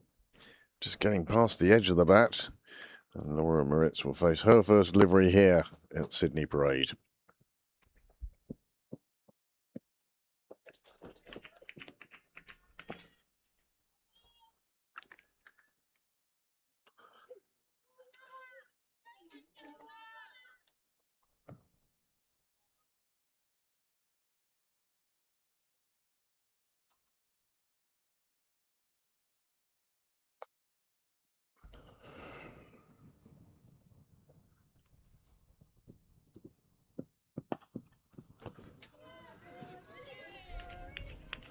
Of course, Leinster Cricket Club will have been delighted with the performance of their very own Gareth Delaney yesterday.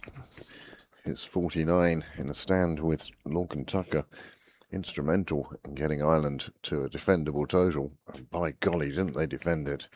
Victorious by 34 runs for the men yesterday. And we hope that the women can do the same. The West Indies have reached a 101 for 5.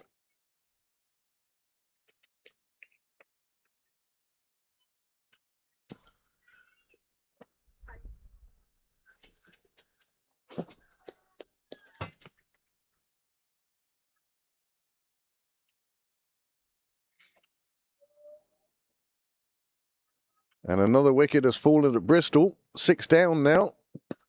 I was speaking with Ireland's Test captain at the break, and he was suggesting that the way the pitch is looking, a score of 120 might well be defendable for the West Indies, but they're losing wickets, and Ireland could bowl them out before the completion of their 20 overs. This time, a nice catch taken.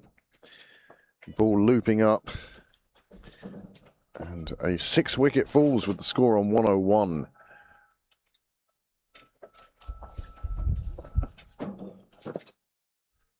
One over gone here, 14 on the board.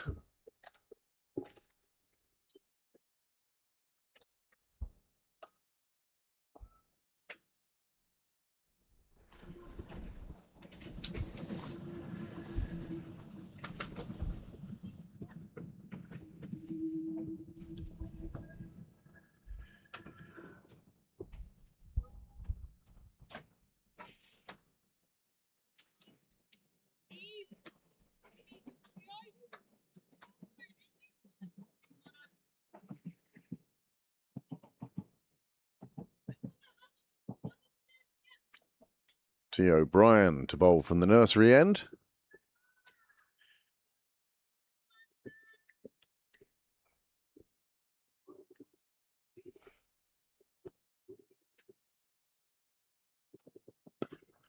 Nicely cut away through the offside. Boundary rider doing a fabulous job.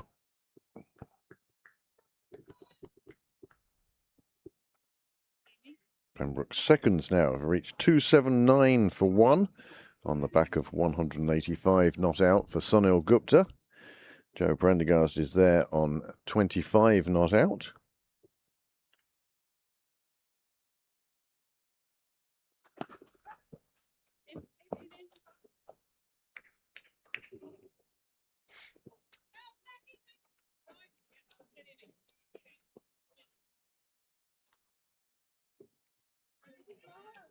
First wicket fell for Pembroke. The only wicket to fall for Pembroke was on 5. For McDara, Cosgrave had to retire hurt on 60.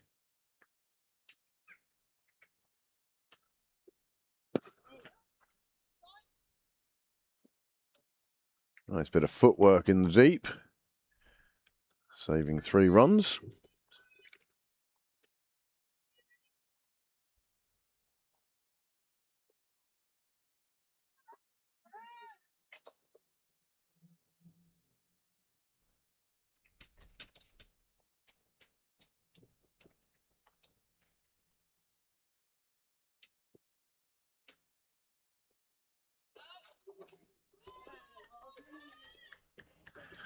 Well done by the keeper.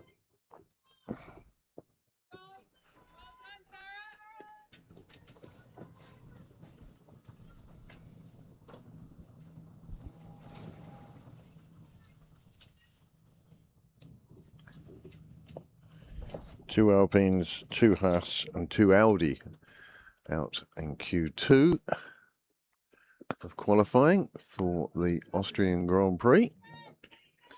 Max Verstappen through to Q3 by just 2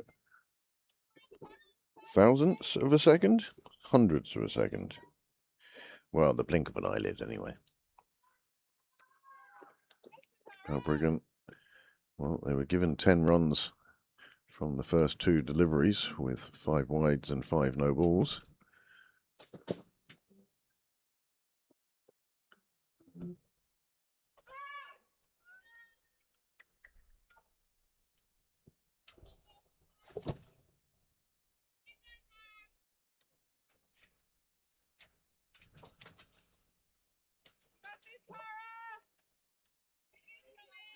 Sunil Gupta cracks another 4 to take him up to 189.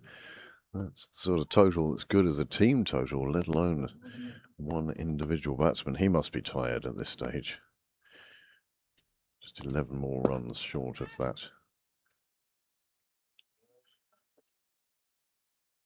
double century. Well, that is the end of the second over. The score 23 without loss.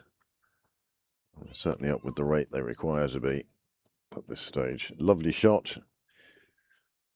Past deep long on, down to Con's Nook.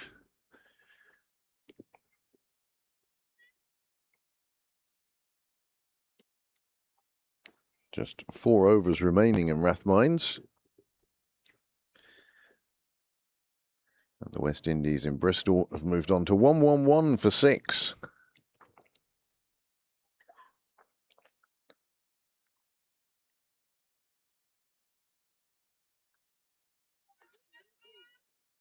That is middle. Batsman asking for middle. The umpire will say that is middle.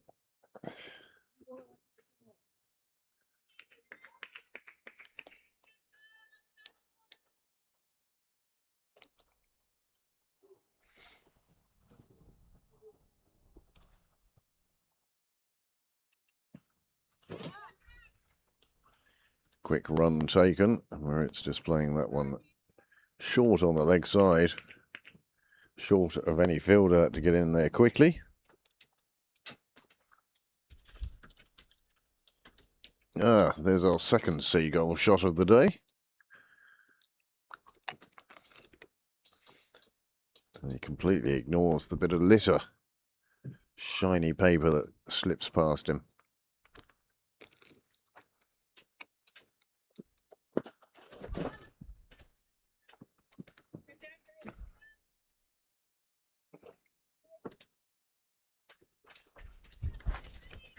The wind picking up a bit now from the south, gusting, keeping the flag flying proudly.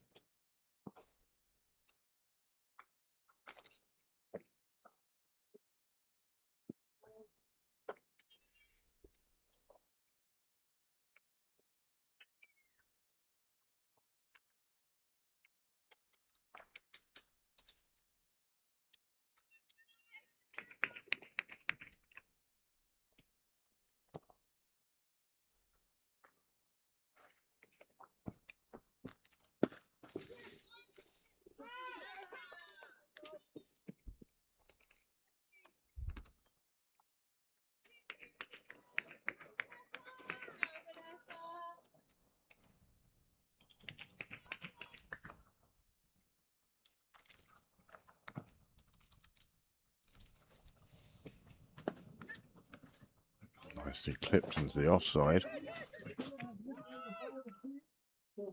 There was a cry of two. They decided against it, and perhaps wisely.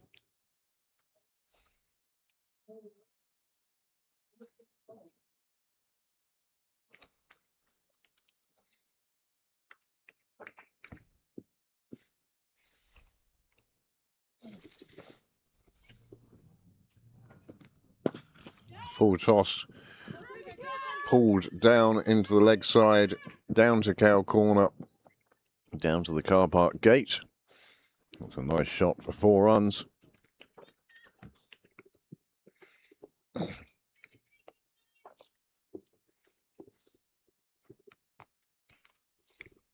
There it is, making its way serenely to the rope.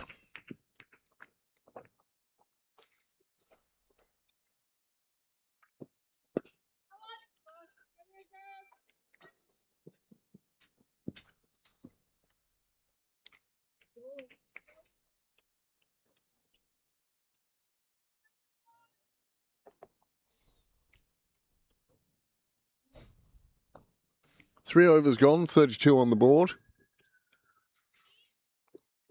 Yeah. Niall playing hokey cokey with the camera today. Sometimes there's moisture coming down. I wouldn't say rain as such, but moisture causing him to move the camera under the gazebo for waterproofing reasons. And then he thinks it's fine and he goes back out again.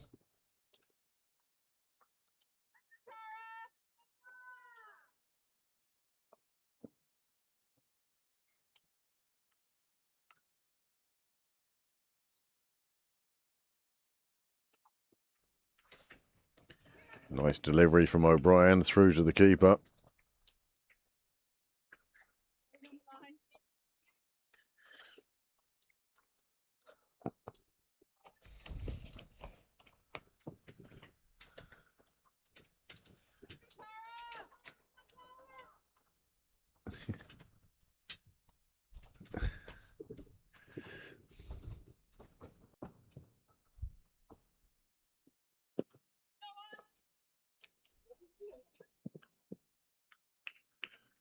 Nice collection and return by the fielder.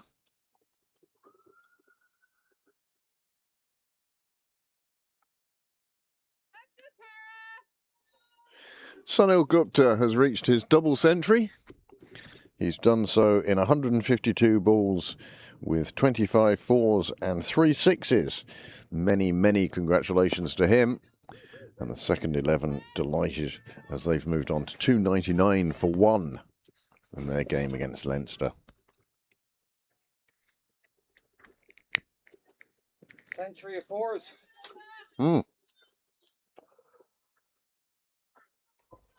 And then 3 sixes as well. You imagine he might go a bit nuts now? Yeah, now he might let loose. Or is he too knackered? Must be tired. Imagine batting for that long. That's a cracking shot. That is going to reach the boundary. Nobody's going to stop that. That a super shot. Moritz.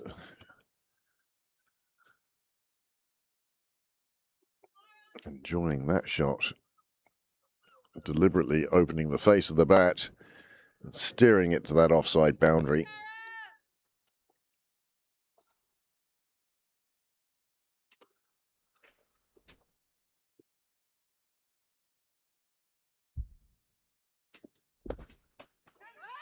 Looking for the same shot, the same place, but on this occasion the fielder pounces on it.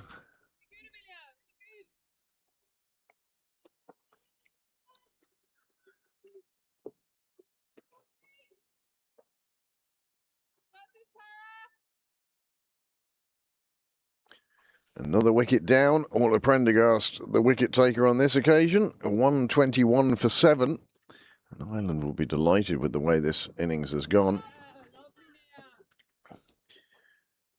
Giving themselves a real chance of beating the West Indies today, the same way the men beat India yesterday. Although 4 more onto the total. Every run now making a big difference to what Ireland have to chase down.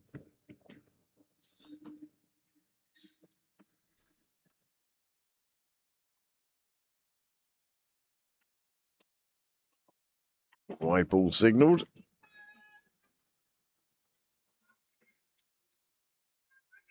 "16 extras thus far in this innings. And we're in the 4th over.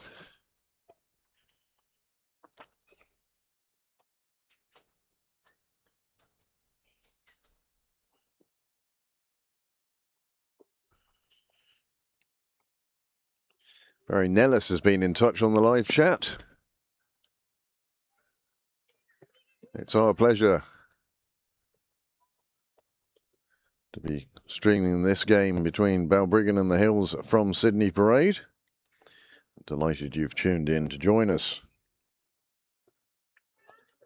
Delighted we didn't have to stream 3 games today. Yeah, 10:30 start would have been tough.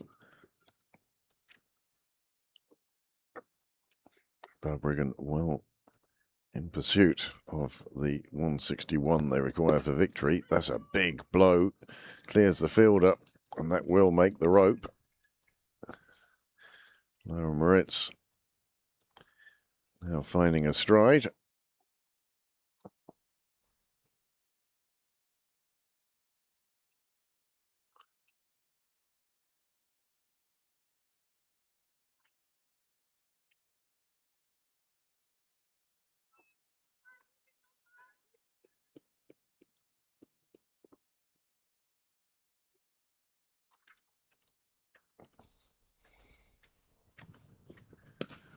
Again, another full flashing blade. Puts that one into Michael Sharp corner for another boundary. And that'll be 50 up for Balbriggan in the 4th over. And they really are going about this chase with determination and speed.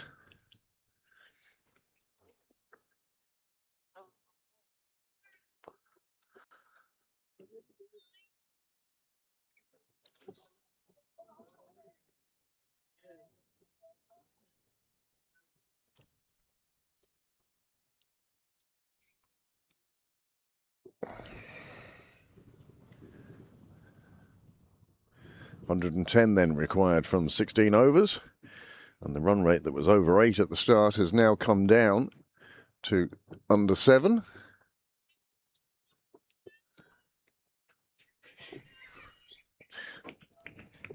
Rhyme or reason, Niall. Rhyme or reason. I wonder if it was avoiding the match and stuff, but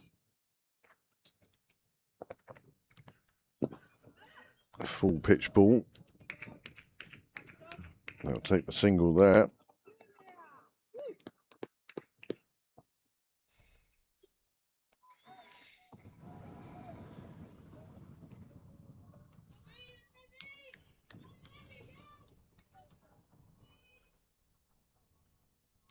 So with 2 overs remaining in Rath Mines, Sunil Gupta now on 209.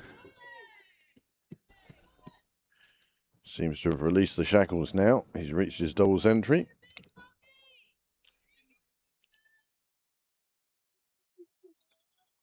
Joe Prendergast's doing a super job as his partner.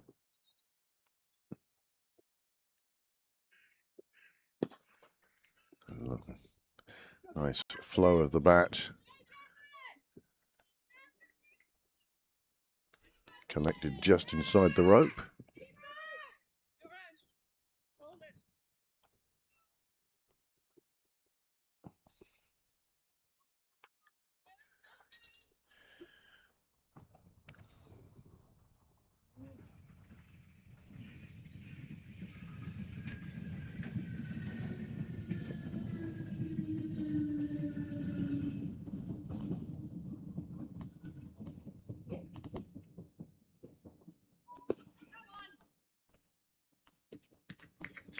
Jogging through for a single. No need to go full bells on that one.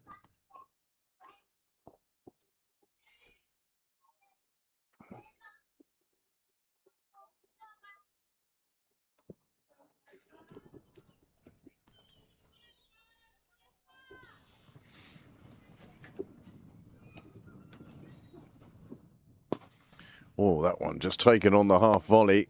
Lifted out on the offside. Again, just a single taken.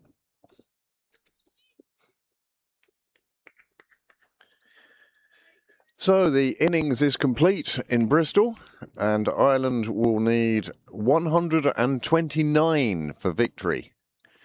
That's a result that I think they would have taken before the game started.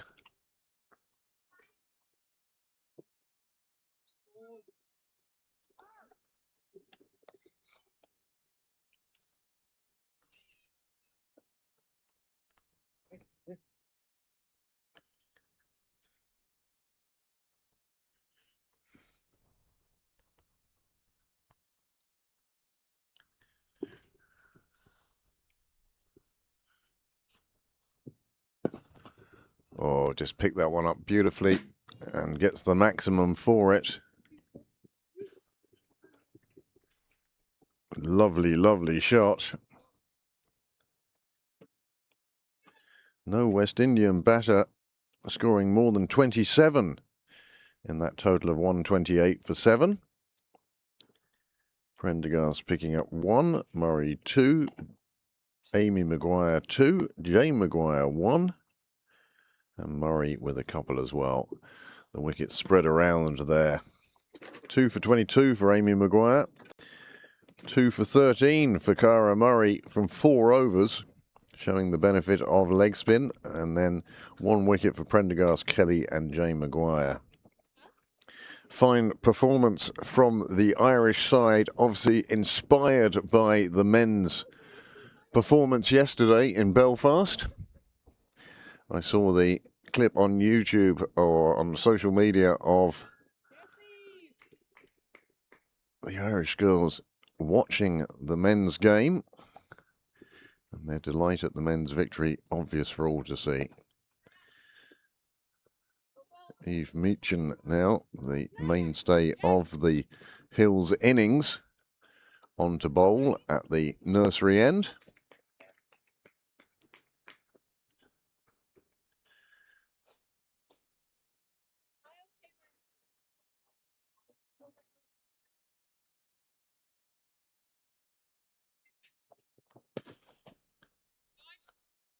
Ritz cracking it out, but the boundary fielder again doing a fine, fine job.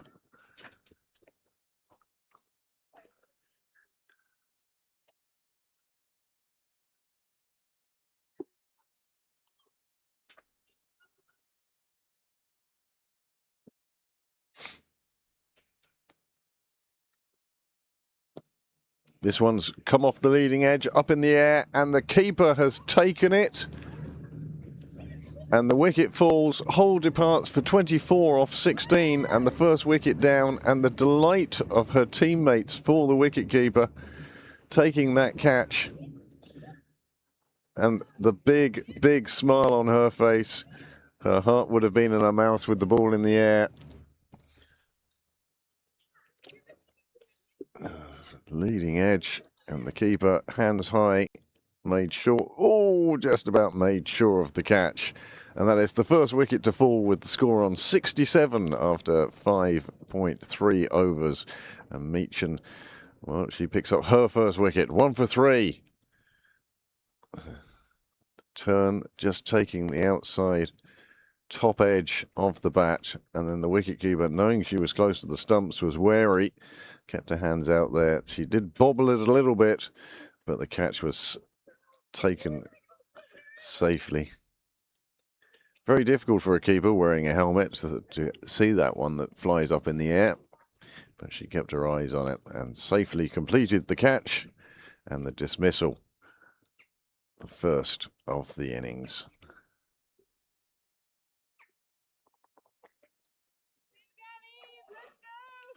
Well, I'm assuming that it's Graham Mooney scoring in Rathmines for Pembroke today, and by golly, he's had a busy afternoon. 213 for Sunil Gupta, 27 falls now. And there's still an over to go. Kerr, the new bat, into the middle, and she gets off the mark first.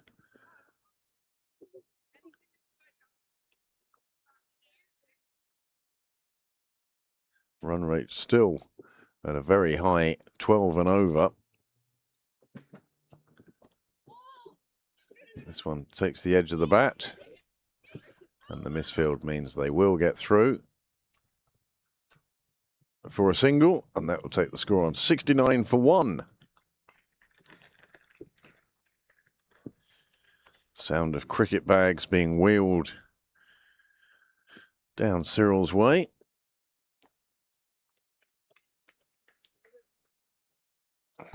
And that is the end of the power play here, and Balbriggan 69 for 1. Kerr recently arrived at the middle, is on 1, and Lara Moritz on 25.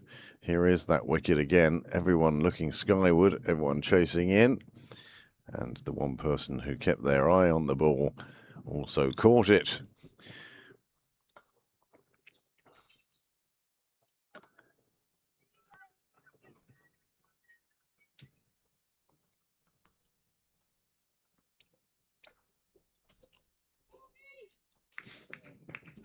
A good performance by Pembroke seconds. 328 for 1 in the final over.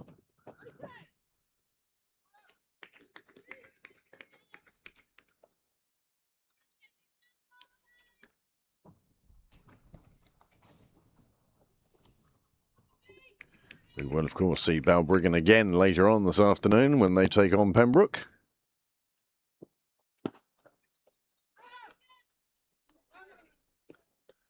Nice bit of fielding, ensures a dot ball.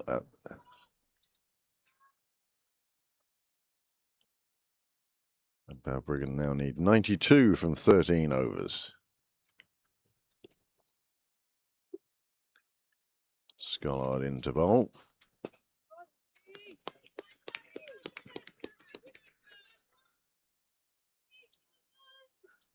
That started with 3 dots.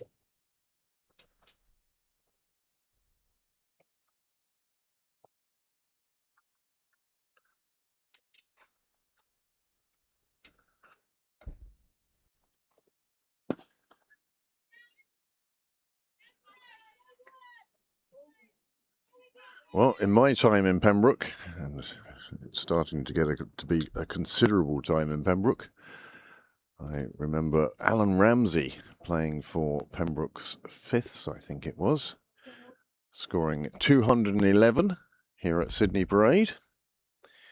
And then Robin Kelly with 217 in Rush. And that's nicely cut away behind square. It's being chased, but it's actually the boundary rider who takes on.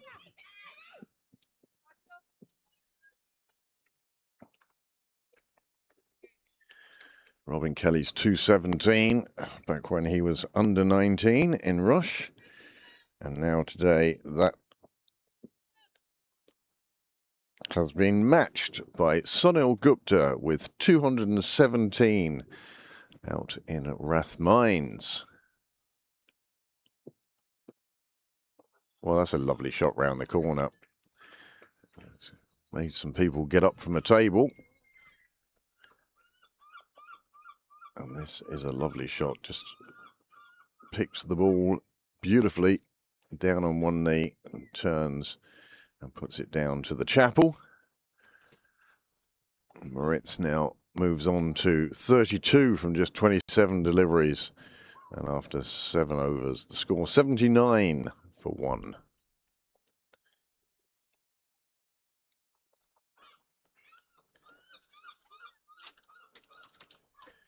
Impressive run rate at the moment for Balbriggan of 11.29. Well in excess of the 6.3 they need.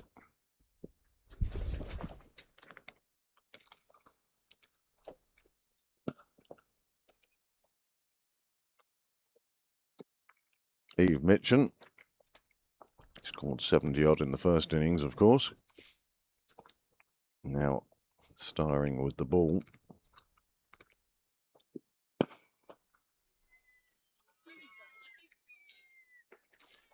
Another 6 for Moritz as she hits the fence at the far end.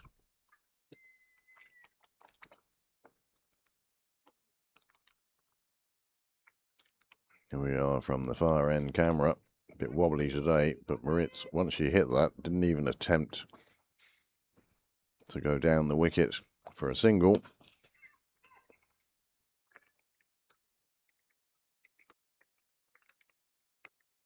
And gets off strike with a nice single out on the offside. Well, they're over halfway to their total now. Signalled a no ball for the double bounce.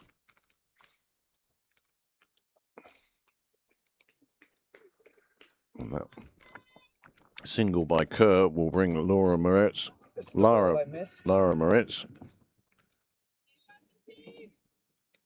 on strike for the free hit.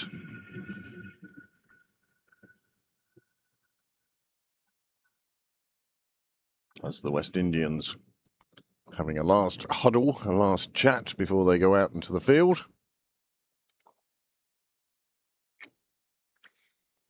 Hoping to defend 128, but Ireland certainly in with a chance on that one. And yet here I am under the gazebo. The reverse. One bounce reaches Cyril's way.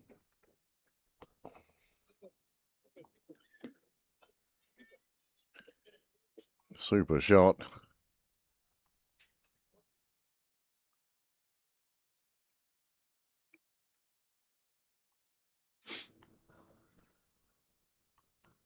Got into position early.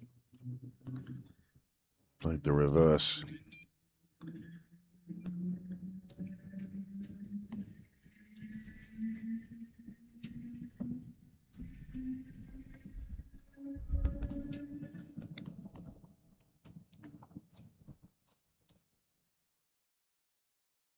Do you think she wants a break between games?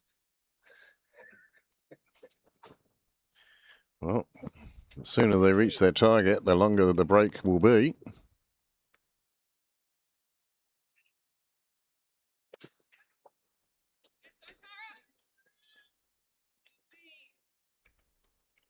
Neat piece of fielding on the boundary, keeps it to a single. Another 3 runs saved. But now Balbriggan find themselves in a situation whereby runner ball would see them home from here.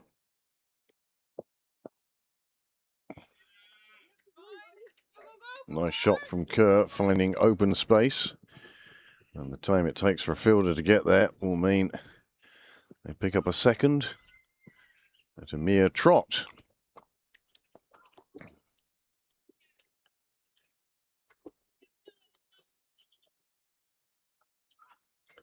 Joe Prendergast ending up on 39 Rathmines. As Sunil Gupta, as I say, hits second highest score I've seen for or heard of for Pembroke in 40 years. 210 the target.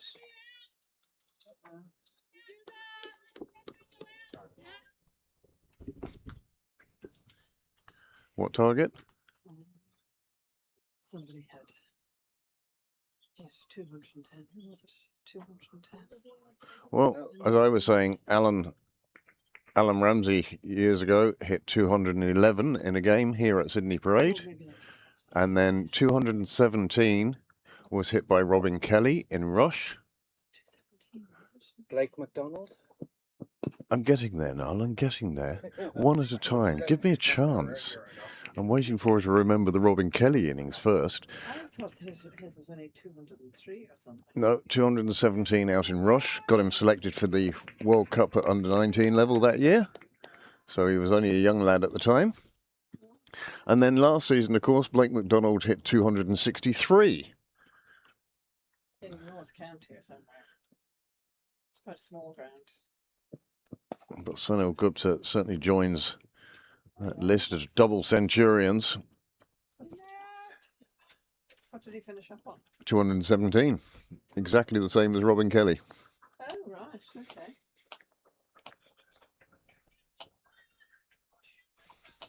Yes, well, no, not compared to Grace. But compared to Rathmines. Compared to Rathmines, yes. But then again, we don't know where the rope was. Oh, that's true. Or which pitch they were on. Or which pitch they were on. Yeah. But either way. Oh, that's a lovely shot. Into the gardens. That one's gone. Another 6. It brings up the 100 for Balbriggan. It brings up 50 for Lara Moritz. And how Ireland could do with somebody hitting a half century today. And that's a super shot into the gardens. Oh, is she on there? Is she batting? Don't worry about that, Virginia. The bird fly by. Yes, that's the third seagull shot today.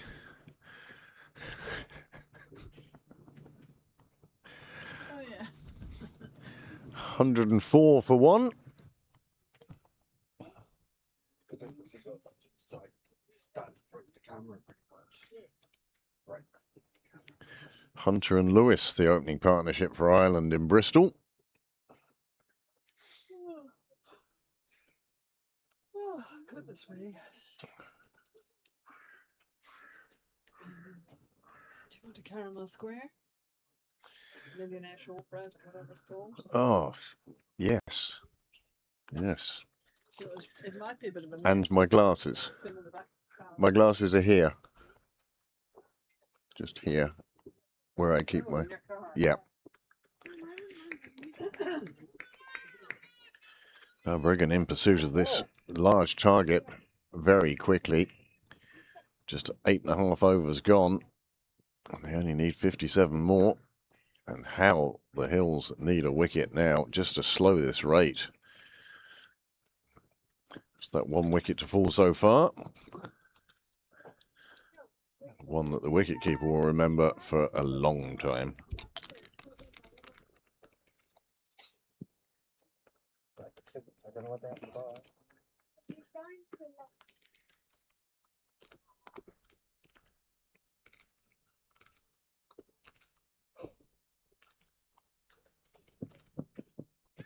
Nicely played round the corner, down to the shortest boundary at the clubhouse. And Kerr picks up a super 4. Run rate still in excess of 12. The required rate now under 5. In fact, 4 2/3.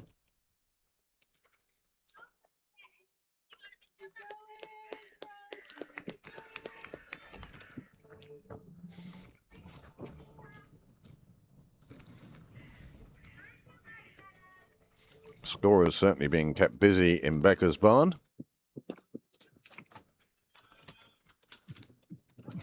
Thank you.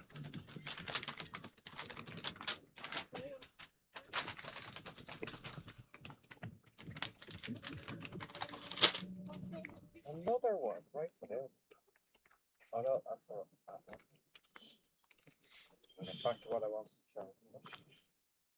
Now showing us a variety of... That's a nice shot off the hips.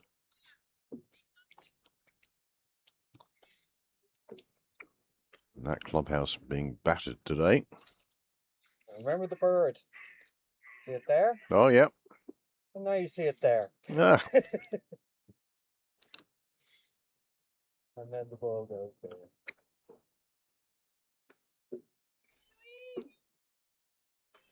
nine overs gone. 1-1-3 for one. Moritz, having reached her half century, is on 52. Kerr on 17. Another boundary will take the score on to 1-1-7 for one. Just 44 required now.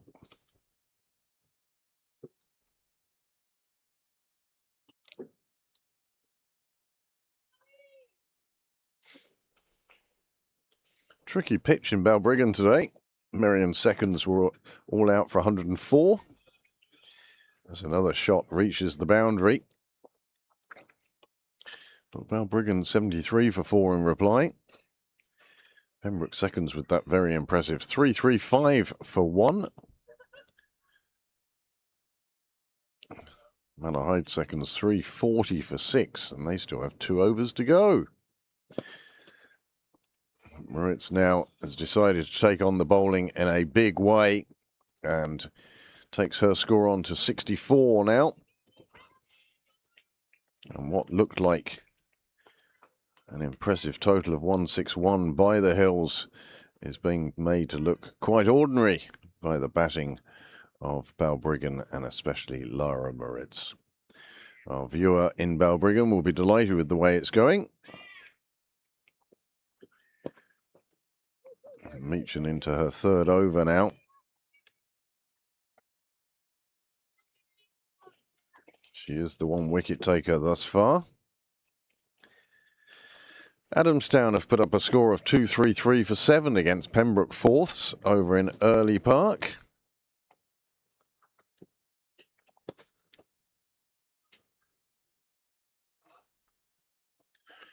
As I said, Greystones, having made the long journey to County Cavan today, will be disappointed at being 91 all out. And in reply, County Cavan now are 81 for 1 off 14 overs. That's in Division 16B. All the way my eyesight is at the moment, it could be Division 168, but I think it's 16B. 10 overs gone here. We're at the halfway mark, although I don't think we're going to see another 10 overs. 129 for 1 off 10 overs at a rate of 12.9. And 32 runs required from the next 10 overs. I don't think it's going to take 10 overs.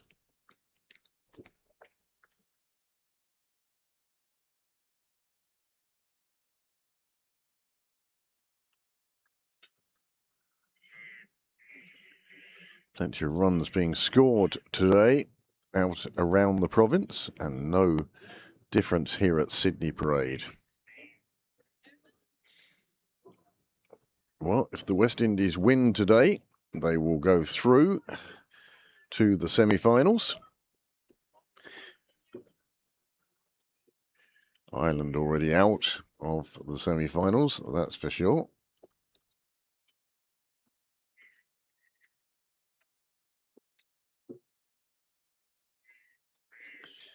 Drink being taken, and no surprise, 67 from those first 10 overs for Lara Moritz. She's been there since the start.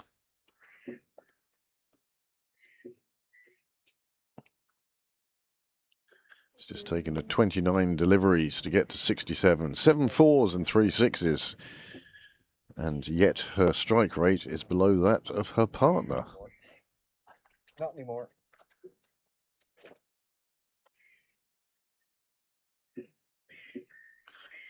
These two came together with the score on 67. They've already passed a 50 partnership. In fact, they're up to 62 at this stage. Going very well for Balbriggan's batting.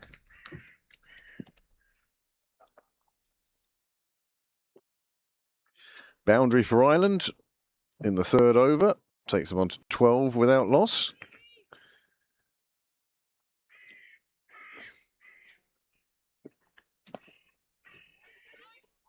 Oh, the fielder at point, just unable to get a body behind that one.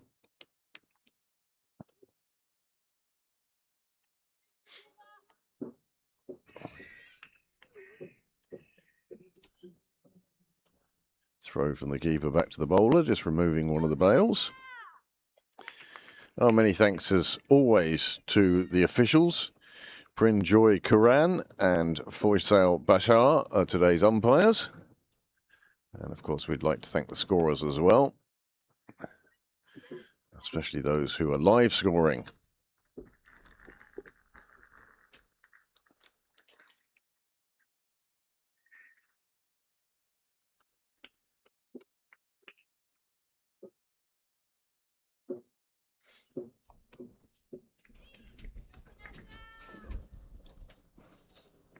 Island going along quite nicely in Bristol,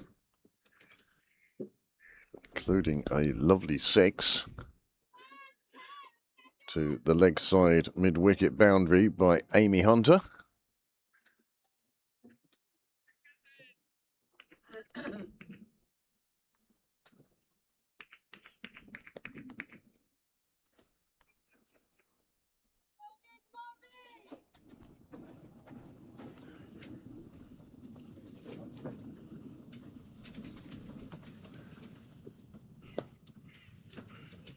Scullard back on for her 4th over.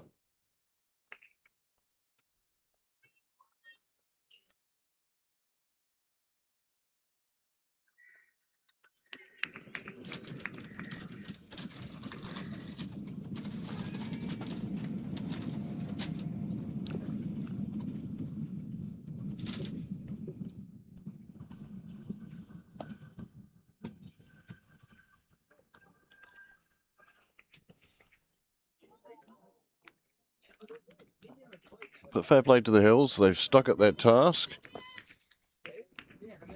searching for a second wicket.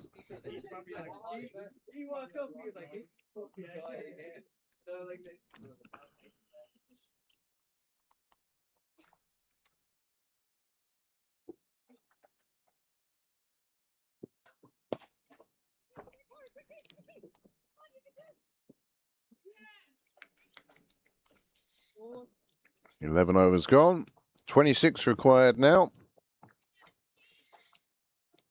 It's a 70, a big part of this reason why Balbriggan are making a target of 160. Look a lot easier than perhaps you would have thought it would have been.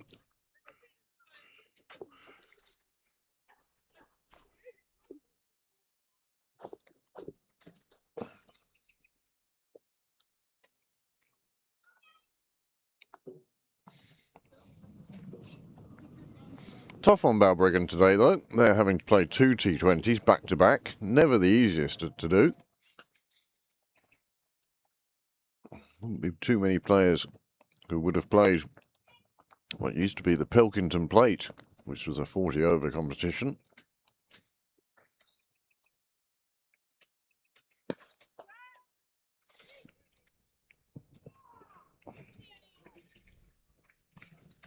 It's his offside drive.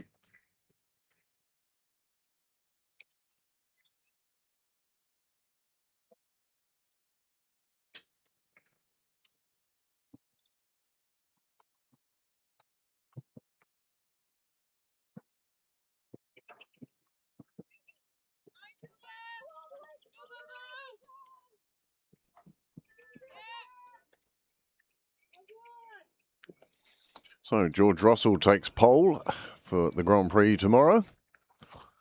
Leclerc and Hamilton 2 and 3, and Antonelli down in 4th. 0.3 of a second behind the time of George Russell.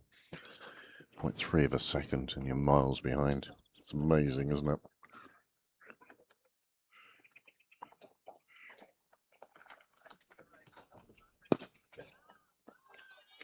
Moritz comes down the track and absolutely creams one over mid-on. Another maximum from the wobbly camera. Well, She made it look very still there.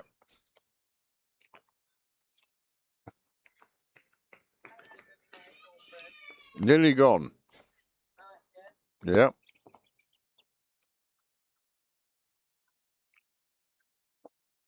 Where it's taking Balbriggan closer and closer to the finish line. Does well to dig that one out, though. Respect for the good ball. Abuse for the bad ball. 80 off just 46 deliveries. Kurt, 21 off just 13. 145 for 1. And just 16 runs required now.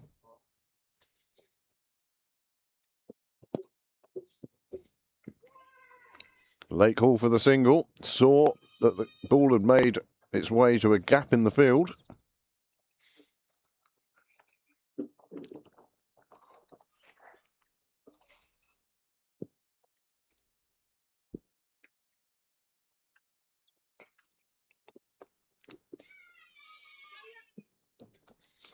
On this occasion, the ball getting over the wicketkeeper. And that will be the end of 12 overs. 147 for 1. And just 14 required now by Balbriggan.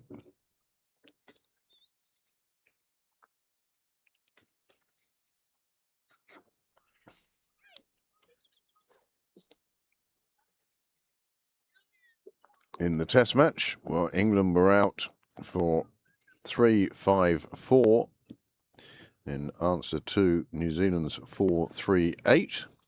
New Zealand now 32 for 2 in their second innings, but they lead by 116 with 8 wickets remaining.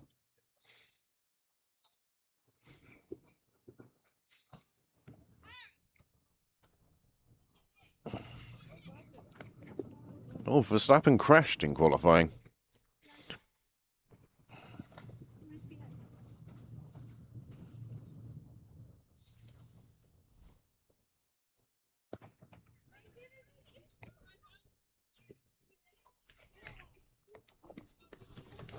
Hunter is now on 15 off 14 deliveries, and Lewis on 9 off 10. And after 4 overs, Ireland are 26 without loss. 129 for victory is the Irish target.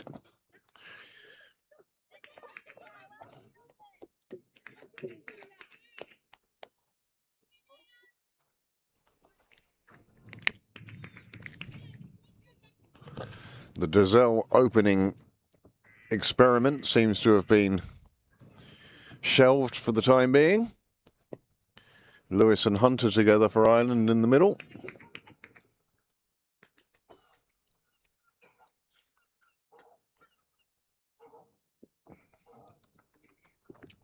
.149 on the board here now.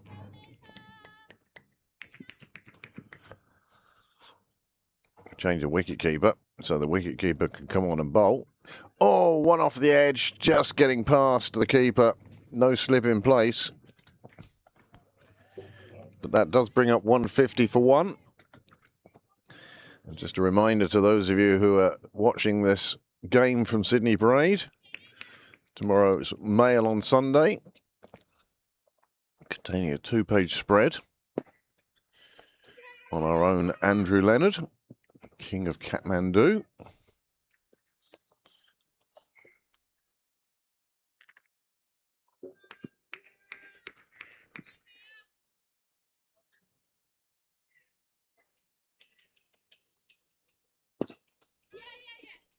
This one hit well down the ground.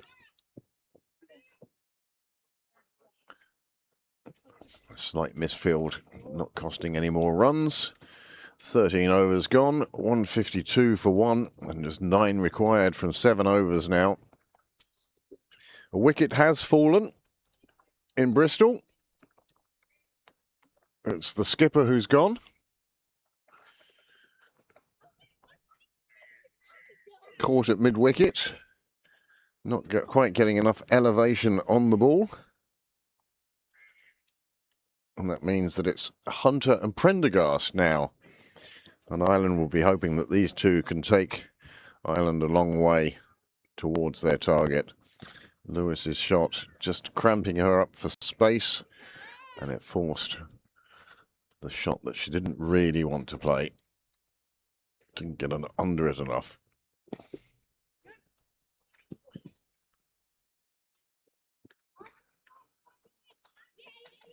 Well, the first overthrows of the day. The Hills fielding hasn't been bad. Not too many errors in it, and they certainly have put the effort in. But it's superb batting by Kerr and Moritz that have seen the Hills to what is now the brink of victory. And showing that Balbriggan will provide a stern test to Pembroke in the second T20 later this afternoon.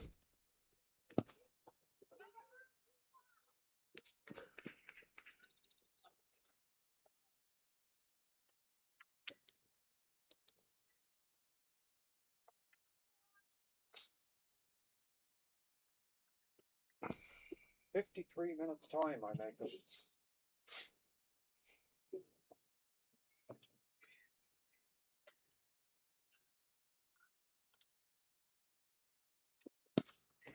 It's not much of a break for the Balbriggan players between games. Although this game will certainly serve as a fine warm-up for Laura Moritz, 84 off 50 deliveries.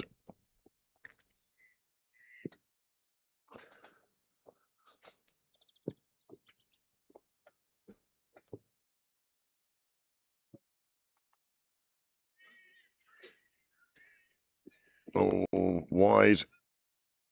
Probably signalled as such by the umpire. Now just one shot away from victory. If it's only 53 minutes, I'd say, for Balbriggan's sake, thank goodness they're chasing this total down quite quickly. It's actually giving them chance for 3/4 of an hour break, perhaps, between games.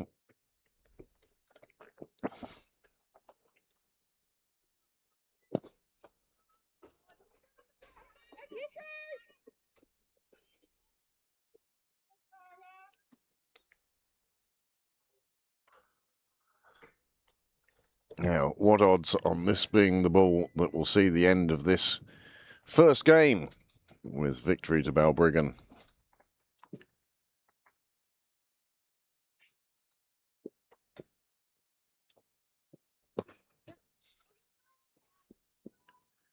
Well, you'd have lost your money.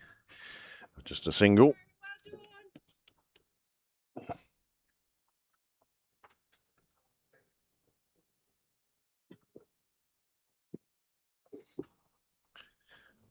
Big shout out to Chucker, the best coach for Balbriggan CC Women's First Team.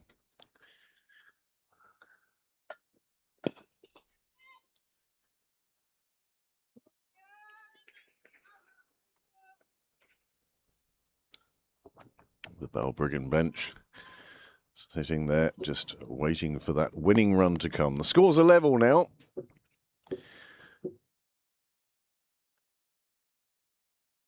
With 14 overs gone.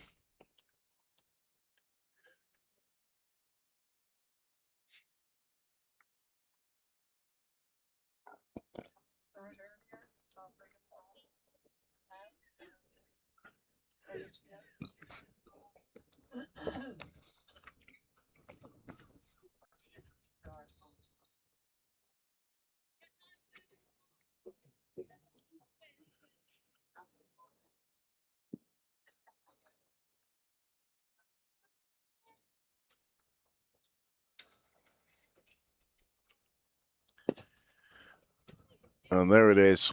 The winning runs hit by Kerr. Balbriggan reached their target of 161, and they've done it in 14.1 overs on the back of Lara Moritz's 85 and Kerr's 31. A fine win for Balbriggan in this first of one double header, 2 games today here at Sydney Parade, and Balbriggan have won by 9 wickets. And it's been a fine all-round performance by Balbriggan. I thought the Hills did very well to get to 160. They were helped in no small measure by the extras bowled by Balbriggan, but they got there to that with Eve Mitchin's 70-odd. That has been matched by Laura Moritz, and, well, Balbriggan will be delighted with the way the game went. Here is the cards as we saw this game. The Hills batting first. Eve Mitchin, as I say, 77 off 52, and she got support from McCartney and Major, and they managed to get up there to 160 for 9 off their 20 overs. And the bowling figures for Balbriggan, well, a bit of a mixed bag in there, but 3 wickets for Erin Knight, 3 for 17 from her 3 overs, and then Lara Moritz herself, 2 for 26, and Nina Kerr, 2 for 25. Julia Hull was the other wicket taker with 1 for 25. As you can see, there was a big partnership for the 5th wicket, but then at the end it sort of tailed off with the last 5 wickets falling, 6 wickets falling for 20 runs. In reply, Balbriggan, they needed 161 for victory, and they achieved that, and they achieved it, well, just losing 1 wicket. 21 extras in those 14 overs, again bringing the actual target off the bat to, towards 140. The Hills, they used the 5 bowlers, and, well, Manoj was the most economical, and Meechin was the wicket taker, but other than that, not a huge amount to write home about. We'll have a quick look at the worm, which will tell the story of the 2 games and the divergence and the speed at which Balbriggan chased down that total. Just that 1 wicket fall in the 6th over, and other than that, well, Balbriggan reached their target with plenty to spare in the end. The over by over comparison, you're going to see a lot more red than you are blue.